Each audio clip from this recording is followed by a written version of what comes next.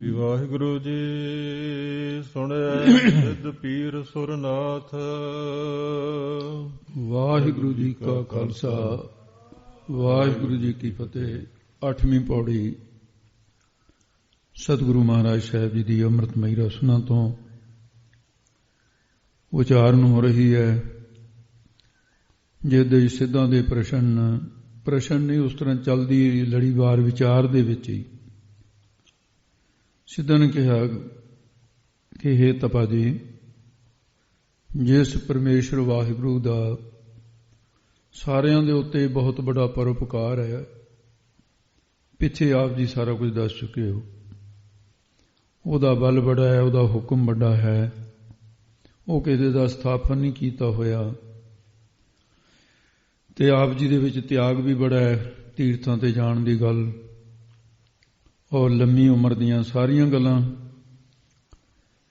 ਤੇ ਹੁਣ ਤੁਸੀਂ ਜਿਸ ਦੇ ਤਾਕਤ ਦੇ ਨਾਲ, ਜਿਹਦੇ ਸਿਮਰਨ ਦੇ ਨਾਲ ਪੰਜ ਭੌਤਿਕ ਸਰੀਰ ਦੇ ਸਮੇਤ ਇਸ ਮੇਰ ਪਰਬਤ ਦੇ ਉੱਤੇ ਚੜ੍ਹ ਆਏ ਹੋ, ਉਹਦੇ ਨਾਮ ਦੇ ਸੁਣਨ ਦਾ ਇੱਕ ਤਾਂ ਮਹਾਤਮ ਦੱਸੋ ਕੀ ਹੈ। ਦੂਸਰਾ, ਤੇ ਜਿਹੜੇ ਗਿਆਨ ਦੇ ਚਾਰ ਸਾਧਨ ਸਰਵਣ ਮੰਨਣ ਨਿਧਿਆਸਨ ਤਤ ਤੋਂ ਪਦਾ ਸੰਸ਼ੋਧਨ, ਇਹ ਦੱਸੋ ਵੀ ਤੁਸੀਂ ਆਪਣੀ ਬਾਣੀ ਦੁਆਰਾ ਕੀ ਸਿੱਖਾਂ ਨੂੰ ਇਹ ਜਿਹੜੇ ਗੂੜ ਸਿਧਾਂਤ ਨੇ ਤੇ ਇਹ ਵੀ ਆਪਣੇ ਸਿੱਖਾਂ ਨੂੰ ਸਿਖਾਲ ਦਿਓ, ਕਿਉਂਕਿ ਇਹ ਪੁਰਾਤਨ ਰੀਤ ਵੇਦਾਂ ਚਲੀ ਆ ਰਹੀ ਹੈ। ਤੇ ਮਹਾਰਾਜ ਸਾਹਿਬ ਜੀ ਨੇ ਉਸ ਵੇਲੇ ਫਿਰ ਜਦੋਂ ਉਹਨਾਂ ਨੇ ਇਸ ਤਰ੍ਹਾਂ ਦੇ ਜੋ ਵਿਚਾਰ ਪ੍ਰਸ਼ਨ ਰੂਪ ਦੇ ਵੀ ਕੀਤੀ ਹੈ, ਹੁਣ 4 ਪੌੜੀਆਂ ਮਹਾਰਾਜ ਸਾਹਿਬ ਜੀ ਪਹਿਲਾਂ ਸਰਵਣ ਕਰਨ ਦੀਆਂ, ਸਰਵਣ ਦੇ ਮਹਾਤਮ ਦੀਆਂ ਵਿਚਾਰਨ ਕਰਨਗੇ। ਇਹ ਤਰਤੀਬ ਹੈ, ਸਰਵਣ ਮੰਨਣ ਨਿਧਿਆਸਨ ਤਤ ਤੋਂ ਪਦਾ ਸੰਸ਼ੋਧਨ।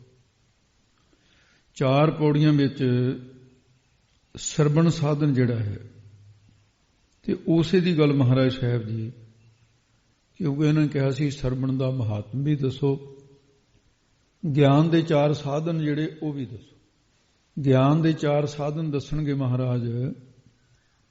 4 ਸੁਣਨ ਦੀਆਂ ਪੌੜੀਆਂ ਵਿੱਚ ਸਰਵਣ ਗਿਆਨ ਹੈ, ਫਿਰ ਮੰਨਣ ਗਿਆਨ ਦੀਆਂ 4 ਪੌੜੀਆਂ ਉਚਾਰਨ ਕਰਨਗੇ, ਫਿਰ ਨਿਧਿਆਸਨ ਵਾਸਤੇ 5 ਪ੍ਰਵਾਨ ਦੀ ਪੌੜੀ ਉਚਾਰਨ ਕਰਨਗੇ, ਤਤ ਤੂੰ ਪਦਾ ਸੰਸ਼ੋਧਨ ਵਾਸਤੇ 4 ਪੌੜੀਆਂ ਦੇ ਅੰਤ ਵਿੱਚ ਇੱਕੋ ਹੀ ਟੇਕ ਰੱਖਣਗੇ, ਤੂੰ ਸਦਾ ਸਲਾਮਤ ਨਿਰੰਕਾਰ।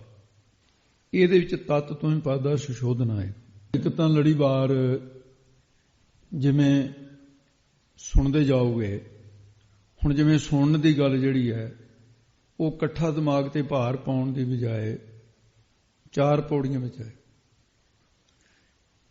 ਇਹਦੇ ਅਰਥ, ਇਹਦੇ ਵਿਚਾਰ ਜਿਸ ਪ੍ਰਕਾਰ ਗੁਰੂ ਸਾਹਿਬ ਨੇ ਉੱਤਰ ਦਿੱਤਾ ਕਿ ਸਿੱਧੋ ਸੁਣੋ, ਜੇ ਨਾਮ ਦੇ ਸੁਣਨ ਦੇ ਮਹਾਤਮ ਦੀ ਗੱਲ ਕਰਦੇ ਹੋ, ਔਰ ਜੇ ਗਿਆਨ ਦੇ 4 ਸਾਧਨਾਂ ਚ ਸਰਵਣ ਪਹਿਲਾ ਮੁੱਖ ਹੈ, ਮੈਂ ਇਹਦੇ ਤੋਂ ਸ਼ੁਰੂ ਕਰਦਾ ਮਹਾਤਮ ਵੀ, ਔਰ ਸਰਵਣ ਦਾ ਜਿਹੜਾ ਢੰਗ ਤਰੀਕਾ ਹੈ ਇਹਦੇ ਮਹਾਤਮ ਦੇ ਨਾਲ ਨਾਲ 4 ਸਾਧਨਾਂ ਵਿੱਚੋਂ ਪਹਿਲਾ ਸਾਧਨ ਇਹ ਕਥਨ ਕਰਦੇ ਹਾਂ। ਸੁਣੋ ਜੇ ਸ੍ਰੀ ਵਾਹਿਗੁਰੂ ਜੀ ਸੁਣਿਐ ਸਿੱਧ ਪੀਰ ਸੁਰਨਾਥ। ਮਾਰੇ ਕਹਿੰਦੇ ਸਿੱਧੋ, ਸੁਣਨ ਦਾ ਮਹਾਤਮਾ ਪਹਿਲਾਂ ਥੋਤੋਂ ਹੀ ਸ਼ੁਰੂ ਕਰਦਾ। ਕਹਿੰਦੇ ਜੀ ਉਹ ਕਿਸ ਤਰ੍ਹਾਂ ਸੁਣਿਆ? ਇੱਕ ਤਾਂ ਵਿਸਰਾਮ ਇੱਥੇ ਰੱਖਣੇ ਨੇ, ਸੁਣਿਆ ਤੇ ਵਿਸਰਾਮ ਲੱਗੂਗਾ। ਸਿੱਧ ਪੀਰ ਸੁਰਨਾਥ ਇਹ ਪੰਕਤੀਆਂ ਇੱਧਰ ਜਾਣਗੀਆਂ, ਵਿਸਰਾਮ ਇੱਥੇ ਹੈ। ਕਹਿੰਦੇ ਸੁਣਨ ਕਰਕੇ ਜਿੰਨੇ ਤੁਸੀਂ ਸਿੱਧ ਲੋਕ ਹੋ, ਸਿੱਧ ਉਹ ਹੁੰਦੇ ਨੇ ਜਿਨ੍ਹਾਂ ਨੇ ਸਿੱਧੀਆਂ ਪ੍ਰਾਪਤ ਕੀਤੀਆਂ, ਅਣਮਾ ਮਹਿਮਾ ਗਰਮਾ ਲਗਮਾ ਪ੍ਰਾਪਤ ਪਰਾਕਮਾ ਈਸ ਦਾ ਵਸੀਕਰਨ। ਇਹ 8 ਸਿੱਧੀਆਂ ਮੁਖਨ ਤੇ 10 ਗੌਣ, ਸਭ ਨਿਦਾਨ 10 ਅਸ਼ਟ ਸਿਧਾਨ ਠਾਕੁਰ ਕਰਤਲ ਤਰਿਆ। ਇਹ ਨਾਮ ਦੇ ਮਹਾਤਮ ਕਰਕੇ ਹੀ ਸਿੱਧੀਆਂ ਪ੍ਰਾਪਤ ਹੁੰਦੀਆਂ। ਰਿੱਧ ਸਿੱਧ ਨਾਵੈ ਕੀ ਦੱਸ, ਰਿੱਧੀ ਸਿੱਧੀ ਤੁਹਾਨੂੰ ਪ੍ਰਾਪਤ ਹੋਈ ਹੈ, ਨਾਮ ਨਾਲ ਪ੍ਰਾਪਤ ਹੋਈ ਹੈ। ਨਾਮ ਦਾ ਮਹਾਤਮ ਨਾਮ ਸਰਵਣ ਕਰਨ ਦੇ ਨਾਲ, ਨਾਮ ਦੇ ਪ੍ਰਤਾਪ ਨਾਲ ਤੁਸੀਂ ਸਿੱਧੀਆਂ ਦੇ ਬਲ ਪ੍ਰਾਪਤ ਕਰਕੇ ਸਿੱਧ ਪ੍ਰਾਪਤ ਹੋਏ ਹੋ। ਦੁਨੀਆ 'ਚ ਤੁਹਾਨੂੰ ਪੂਜਦੇ ਆ ਜੀ ਫਲਾਣਾ ਬੜਾ ਸਿੱਧ ਹੈ, 84 ਹੋ ਤੁਸੀਂ, ਇਹ ਤੋਂ ਬਿਨਾਂ ਹੋਰ ਵੀ ਬਥੇਰੇ ਸਿੱਧ ਨੇ। ਤੇ ਸਿੱਧ ਤੋਂ ਅੱਗੇ ਸ਼ਬਦ ਹੈ ਪੀਰ। ਇਸਲਾਮ ਦੇ ਵਿੱਚ ਜਿਹੜੇ ਪੂਜਨੀਕ ਫਕੀਰ ਨੇ ਉਹਨਾਂ ਨੂੰ ਪੀਰ ਕਿਹਾ ਜਾਂਦਾ ਹੈ। ਭਾਸ਼ਾ ਦਾ ਹੀ ਅੰਤਰ ਹੈ। ਜਿਹਨੂੰ ਗੁਰੂ ਕਿਹਾ ਜਾਂਦਾ ਅਸਲ 'ਚ ਪੀਰ ਉਸ ਨੂੰ ਕਿਹਾ ਜਾਂਦਾ। ਸੁਰਨਾਮੇ ਦੇਵਤਿਆਂ ਦਾ ਮਹਾਰਾਜ ਕਹਿੰਦੇ ਇਸਲਾਮ ਦੇ ਜਿਹੜੇ ਪੀਰ ਹੋਏ ਨੇ, ਫਕੀਰ ਹੋਏ ਨੇ, ਉਹ ਵੀ ਬੰਦਗੀ ਕਰਕੇ ਹੀ, ਨਾਮ ਦੇ ਸਰਵਣ ਕਰਕੇ ਹੀ ਉਹਨਾਂ ਨੂੰ ਪੀਰ ਕਿਹਾ ਗਿਆ, ਉਹਨਾਂ ਨੂੰ ਪੂਜਿਆ ਗਿਆ। ਨਾਮ ਦੇ ਪ੍ਰਤਾਪ ਕਰਕੇ ਸੁਰ ਦੇਵਤੇ ਤੇ ਨਾਥ, ਤੁਹਾਡੇ ਵਿੱਚ ਜਿਹੜੀਆਂ ਨਾਥ ਪਦਵੀਆਂ ਵਾਲੇ 9 ਨਾਥ ਨੇ, ਇਹ ਵੀ ਉਸ ਪਰਮੇਸ਼ਰ ਵਾਹਿਗੁਰੂ ਦੇ ਨਾਮ ਦੇ ਹੀ ਸੁਣਨ ਦਾ ਪ੍ਰਤਾਪ ਹੈ ਸਾਰਾ। ਇਹ ਸਿੱਧਾਂ ਤੋਂ ਹੀ ਗੱਲ ਸ਼ੁਰੂ ਕੀਤੀ ਮਹਾਰਾਜ ਨੇ, ਜਿਹੜਾ ਪ੍ਰਸ਼ਨ ਉਹਨਾਂ ਨੇ ਕੀਤਾ ਗੱਲ ਹੀ ਉੱਥੋਂ ਸ਼ੁਰੂ ਕੀਤੀ। ਇਹਦੇ ਕਈ ਅਰਥ ਨੇ ਤੇ ਅਗਲੇ ਅਰਥ ਵਿੱਚ ਹੈ ਸਿੱਧਾਂ, ਪੀਰਾਂ ਤੇ ਸੁਰ ਦੇਵਤਿਆਂ ਅਤੇ ਨਾਥ ਨਾਥਾਂ ਪਾਸੋਂ ਵੀ ਕਹਿੰਦੇ ਪਰਮੇਸ਼ਰ ਦੇ ਨਾਮ ਦੇ ਸਰਵਣ ਦਾ ਹੀ ਮਹਾਤਮ ਤੇ ਉਹੀ ਮੈਂ ਸੁਣੀ ਗਈ ਆ। ਉਹਨਾਂ ਦੇ ਕੋਲ ਵੀ ਸੁਣਿਆ ਗਿਆ, ਉਹਨਾਂ ਕੋਲ ਵੀ ਇਹੀ ਵੱਡੀ ਹੈ। ਜਾਂ ਫਿਰ ਸਮੁੱਚੇ ਰੂਪ 'ਚ ਕਹਿੰਦੇ ਸਿੱਧੋ ਤੁਹਾਡਾ ਪੀਰ ਕੌਣ ਹੈ? ਸਿੱਧਾਂ ਦਾ ਪੀਰ ਗੋਰਖਨਾਥ। ਸੁਰਨਾਥ ਦੇਵਤਿਆਂ ਦਾ ਸਵਾਮੀ ਕੌਣ ਹੈ? ਇੰਦਰ। ਇਹ ਸਭ ਨਾਮ ਸੁਣਿਆ ਸਰਵਣ ਕਰਕੇ ਹੀ ਮਹਾਨ ਬਣੇ ਨੇ। ਇਹ ਆਪਣੇ ਆਪ ਥੋੜੀ ਮਹਾਨ ਬਣ ਗਏ। ਇਸ ਤੋਂ ਇਲਾਵਾ ਸੁਣਿਆ ਸਿੱਧ ਪੀਰ ਸੁਰਨਾਥ ਤੇ ਸਿੱਧ ਪੀਰ ਜੋ ਸਿੱਧਾਂ ਦੇ ਪੀਰ ਗੋਰਖਨਾਥ ਹੋ ਗਿਆ, ਦੇਵਤਿਆਂ ਦਾ ਇੰਦਰ ਹੋ ਗਿਆ। ਇਹਨਾਂ ਪਾਸੋਂ ਨਾਮ ਸੁਣੀ ਗਿਆ। ਪਰ ਸੁਰ ਦੇਵਤਿਆਂ ਦਾ ਜਿਹੜਾ ਸਵਾਮੀ ਹੈ ਉਹ ਕੌਣ ਹੈ? ਇੰਦਰ ਹੈ। ਇੰਦਰ ਦਾ ਪੀਰ ਕੌਣ ਹੈ? ਬ੍ਰਹਸਪਤ। ਕਹਿੰਦੇ ਉਹਨਾਂ ਦੇ ਕੋਲੋਂ ਵੀ ਨਾਮ ਦਾ ਹੀ ਮਹਾਤਮਾ, ਨਾਮ ਦੀ ਪ੍ਰਸਿੱਧੀ ਹੀ ਸੁਣੀ ਗਈ ਹੈ। ਨਾਮ ਸਰਵਣ ਕਰਕੇ ਹੀ ਉਹ ਸਿੱਧੀ ਨੂੰ ਪ੍ਰਾਪਤ ਹੋਏ ਨੇ। ਦੇਵਤਿਆਂ ਦਾ ਗੁਰੂ ਕਹਾਇਆ ਬ੍ਰਹਸਪਤ ਨੇ, ਉਹ ਬੰਦਗੀ ਕਰਕੇ ਕਹਾਇਆ। ਸਿੱਧ ਜੋ ਮੁਕਤ ਪੁਰਸ਼ ਹਨ, ਪੀਰ ਜੋ ਮੁਸਲਮਾਨਾਂ ਦੇ ਗੁਰੂ ਨੇ, ਸੁਰ ਜੋ ਦੈਵੀ ਸੰਪਦਾ ਵਾਲੇ, ਨਾਥ ਜੋ ਮਨ ਨੂੰ ਨੱਥਣ ਵਾਲੇ, ਇਹ ਸਾਰੇ ਪ੍ਰਭੂ ਦੇ ਨਾਮ ਸੁਣ ਕੇ ਹੀ, ਨਾਮ ਦੇ ਪ੍ਰਤਾਪ ਕਰਕੇ ਹੋਏ ਨੇ। ਜਾਂ ਫਿਰ ਇਹ ਸਾਰੇ ਵਾਹਿਗੁਰੂ ਦਾ ਨਾਮ ਸਰਵਣ ਕਰਦੇ ਨੇ। ਸੁਣਿਆ ਨਾਮ ਨੂੰ ਸੁਣਨ ਕਰਕੇ ਫਿਰ ਇੱਕ ਹੋਰ ਮਹਾਤਮ ਗਹਿਰਾ ਦੱਸਦੇ ਨੇ। ਨਾਮ ਦੇ ਸਰਵਣ ਕਰਕੇ ਹੀ ਹਉਮੈ ਦੀ ਪੀਰ ਕੀ ਹੈ? ਪੀੜਾ। ਜਾਂ ਫਿਰ ਜੰਮਣ ਮਰਨ ਦੀ ਜਿਹੜੀ ਪੀੜਾ ਹੈ, ਇੱਕ ਤਾਂ ਹੋਊਗੀ ਨਾ ਹਉਮੈ ਦੀ ਪੀੜਾ, ਕਿ ਜੰਮਣ ਮਰਨ ਦੀ ਪੀੜਾ, ਇਹ ਸਾਰੀ ਨਾਸ ਹੋ ਜਾਂਦੀ ਹੈ। ਇਹ ਸਿੱਧ ਕੀ ਹੈ? ਜਿੱਤੀ ਜਾਂਦੀ ਹੈ। ਸਿੱਧ ਦਾ ਅਰਥ ਤੇ ਜਿੱਤ ਲਾ ਲੈਣ। ਸੁਰ ਦੈਵੀ ਸੰਪਦਾ ਵਾਲੇ ਤੇ ਨਾਥ ਮਾਲਕ ਬਣ ਜਾਂਦੇ ਨੇ। ਦੈਵੀ ਸੰਪਦਾ ਜਿਹੜੀ ਹੈ ਸਤ ਸੰਤੋਖ ਦਇਆ ਧਰਮ, ਇਹਦੇ ਮਾਲਕ ਬਣ ਜਾਂਦੇ ਨੇ। ਨਾਮ ਨੂੰ ਸਰਵਣ ਕਰਕੇ ਸਿੱਧ ਮੁਕਤ ਹੋ ਜਾਂਦੇ ਨੇ। ਪੀਰ ਵੱਡੇ ਪੂਜਨੀਕ ਹੋ ਜਾਂਦੇ ਨੇ। ਸੁਰ ਦੇਵਤਿਆਂ ਦਾ ਨਾਥ ਹੈ ਵਿਸ਼ਨੂੰ ਭਗਵਾਨ, ਉਹਦਾ ਰੂਪ ਬਣ ਜਾਂਦੇ ਨੇ। ਕਈਆਂ ਦੀ ਟੇਕ ਉੱਥੇ ਤੱਕ ਹੈ। ਕਹਿੰਦੇ ਸਿੱਧ ਪੁਰਸ਼ ਹੋ, ਪ੍ਰਭੂ ਦਾ ਨਾਮ ਸੁਣਿਆ ਸਰਵਣ ਕਰਕੇ ਪੀਰ ਵੱਡੇ ਕੌਣ? ਪਰਮੇਸ਼ਰ ਦੀ ਪ੍ਰਾਪਤੀ ਦਾ ਕਾਰਜ ਸਿੱਧ ਹੋ ਜਾਂਦਾ ਹੈ। ਜੀਵ ਪ੍ਰਭੂ ਦੇ ਵਿੱਚ ਅਭੇਦ ਹੋ ਜਾਂਦਾ ਹੈ। ਸੁਰਨਾਥ ਦੇਵਤਿਆਂ ਦਾ ਜਿਹੜਾ ਸਵਾਮੀ ਬਣ ਜਾਂਦਾ ਹੈ। ਸੁਰ ਦੇਵਤਿਆਂ ਦਾ ਨਾਥ ਮਾਲਕ ਕੌਣ ਹੈ? ਪੀਰ ਵੱਡਾ ਪੂਜਨੀਕ ਜੋ ਵਾਹਿਗੁਰੂ ਹੈ। ਉਹਦੇ ਸਿੱਧ ਕੀ ਪ੍ਰਾਪਤੀ ਹੋ ਜਾਂਦੀ ਹੈ। ਨਾਮ ਦੇ ਸੁਣ ਕਰਕੇ ਹੁੰਦੀ ਹੈ। ਸੁਰ ਦੇਵਤਿਆਂ ਦੇ ਨਾਥ ਸਵਾਮੀ ਇੰਦਰ ਨੇ ਆਪਣੇ ਗੁਰੂ ਬ੍ਰਹਸਪਤ ਤੋਂ 101 ਸਾਲ ਨਾਮ ਦੀ ਉਹ ਕਥਾ ਸੁਣੀ। ਨਾਮ ਦੀ ਮਹਿਮਾ ਸੁਣਦਾ ਰਿਹਾ। ਜਦੋਂ ਵਿਪਤਾ ਪਈ ਸੀ, ਗੌਤਮ ਨੇ ਸ਼ਰਾਪ ਦੇ ਦਿੱਤਾ ਸੀ, ਉਹਦੇ 'ਚ 1000 ਭਗ ਦੇ ਨਿਸ਼ਾਨ, ਕੋੜ ਫੁੱਟਿਆ, ਉਹ 101 ਸਾਲ ਫਿਰ ਨਾਮ ਦੇ ਮਹਾਤਮ ਦੁਆਰਾ ਬ੍ਰਿਹਸਪਤ ਨੇ ਇੰਦਰ ਨੂੰ ਠੀਕ ਕੀਤਾ ਸੀ। ਮਾਰੇ ਕਹਿੰਦੇ ਇਹ ਨਾਮ ਦਾ ਮਹਾਤਮ ਹੈ। ਤੇ ਉਹਦੀਆਂ ਜਿਹੜੀਆਂ 1000 ਭਗਾਂ ਸੀ ਉਹਦੇ 1000 ਲੋਹਣ ਨੇਤਰ ਬਣੇ। ਇਸ ਕਰਕੇ ਉਹਦੀ ਪੀੜਾ ਸੀ ਜਿਹੜੀ ਸਿੱਧ ਜਿੱਤੀ ਗਈ। ਪੀਰ ਵੱਡੇ ਜੋ ਪਰਮੇਸ਼ਰ ਦਾ ਨਾਮ ਸੁਣਿਆ, ਸੁਣ ਕੇ ਨਾ ਉਹ ਸਿੱਧੀ ਪ੍ਰਾਪਤ ਦੁਆਰਾ ਜਿਹੜੇ ਵੱਡੇ ਮਹਾਨ ਪੁਰਸ਼ ਹਨ, ਜਾਂ ਇਉਂ ਕਹੋ ਪੀਰ ਵੱਡਾ ਜੋ ਪਰਮੇਸ਼ਰ ਹੈ, ਪਰਮੇਸ਼ਰ ਦੇ ਨਾਮ ਨੂੰ ਸੁਣਿਆ, ਸੁਣ ਕੇ ਉਹਦੀ ਸਿੱਧ ਕੀ ਪ੍ਰਾਪਤੀ ਹੋ ਜਾਂਦੀ। ਜਾਂ ਫਿਰ ਉਹਦੀ ਪ੍ਰਾਪਤੀ ਦੁਆਰਾ 14 ਇੰਦਰੇ, 5 ਕਰਮ ਇੰਦਰੇ, 5 ਗਿਆਨ ਇੰਦਰੇ, 4 ਅੰਤਸ਼ਕਰਨ, 14 ਇਹਨਾਂ ਦੇ ਵਿਸ਼ੇ, 14 ਇਹਨਾਂ ਦੇ ਅਭਿਮਾਨੀ ਦੇਵ, ਉਹਨਾਂ ਤਾਈਂ ਨਾਥ ਨੱਥ ਲਿਆ, ਭਾਵ ਬਸ ਕਰ ਲੈਂਦੇ। ਜਗਤ ਪ੍ਰਸਿੱਧ ਜਿਹੜੇ ਤੁਸੀਂ ਸਿੱਧੋਂ 84 ਇਹਨਾਂ ਦੇ ਬੜੇ ਬੜੇ ਆਚਾਰੀਆ, ਮੰਨੇ ਪ੍ਰਮੰਨੇ ਗੋਰਖਨਾਥ ਵਰਗੇ ਜੋਗੀ, ਮੁਸਲਮਾਨਾਂ ਦੇ ਪੀਰ, ਇਹ ਸਾਰਿਆਂ ਦੇ ਕੋਲੋਂ ਨਾਮ ਦਾ ਹੀ ਮਹਾਤਮ ਸੁਣਿਆ ਗਿਆ। ਤੇ ਉਹ ਸਭ ਨਾਮ ਨੂੰ ਹੀ ਸੁਰਜੋ ਸਵਰਗ ਦੇ ਵਸਨੀਕ ਦੇਵਤੇ ਨੇ, ਨਾਥ ਜੋ ਸਿੱਧਾਂ ਜੋ ਤੁਸੀਂ ਮੁਖੀ ਹੋ, ਨੌਨਾਥ, ਸਾਰੇ ਨਾਮ ਨੂੰ ਸੁਣ ਕਰਕੇ ਇਸ ਪਦਵੀਆਂ ਦੇ ਉੱਤੇ ਆਏ ਹੋ ਤੁਸੀਂ। ਸ੍ਰੀ ਗੁਰੂ ਨਾਨਕ ਪ੍ਰਕਾਸ਼ ਦੇ ਅੰਦਰ 9 ਨਾਥਾਂ ਦੇ ਨਾਂ ਆਉਂਦੇ ਆ, 84 ਸਿੱਧਾਂ ਦੇ ਜੇ ਆਪਾਂ ਨਾਂ ਲੈਣ ਲੱਗੀਏ, ਇਹ ਜੇ ਕਿਸੇ ਨੇ ਨਾਂ ਹੀ ਪੜ੍ਹਨੇ ਨੂੰ ਸਟੀਕ ਚੋਂ ਪੜ੍ਹ ਸਕਦੇ ਹੋ, ਗੁਰਬਾਣੀ ਅਰਥ ਭੰਡਾਰ ਦੇ ਵਿੱਚੋਂ। ਤੇ ਉਹ ਨਾਮ ਲੈਣ ਲੱਗੇ ਆ, ਕਾਫੀ ਲੰਮੀ ਲਿਸਟ ਹੈ ਇਹਨਾਂ ਦੀ।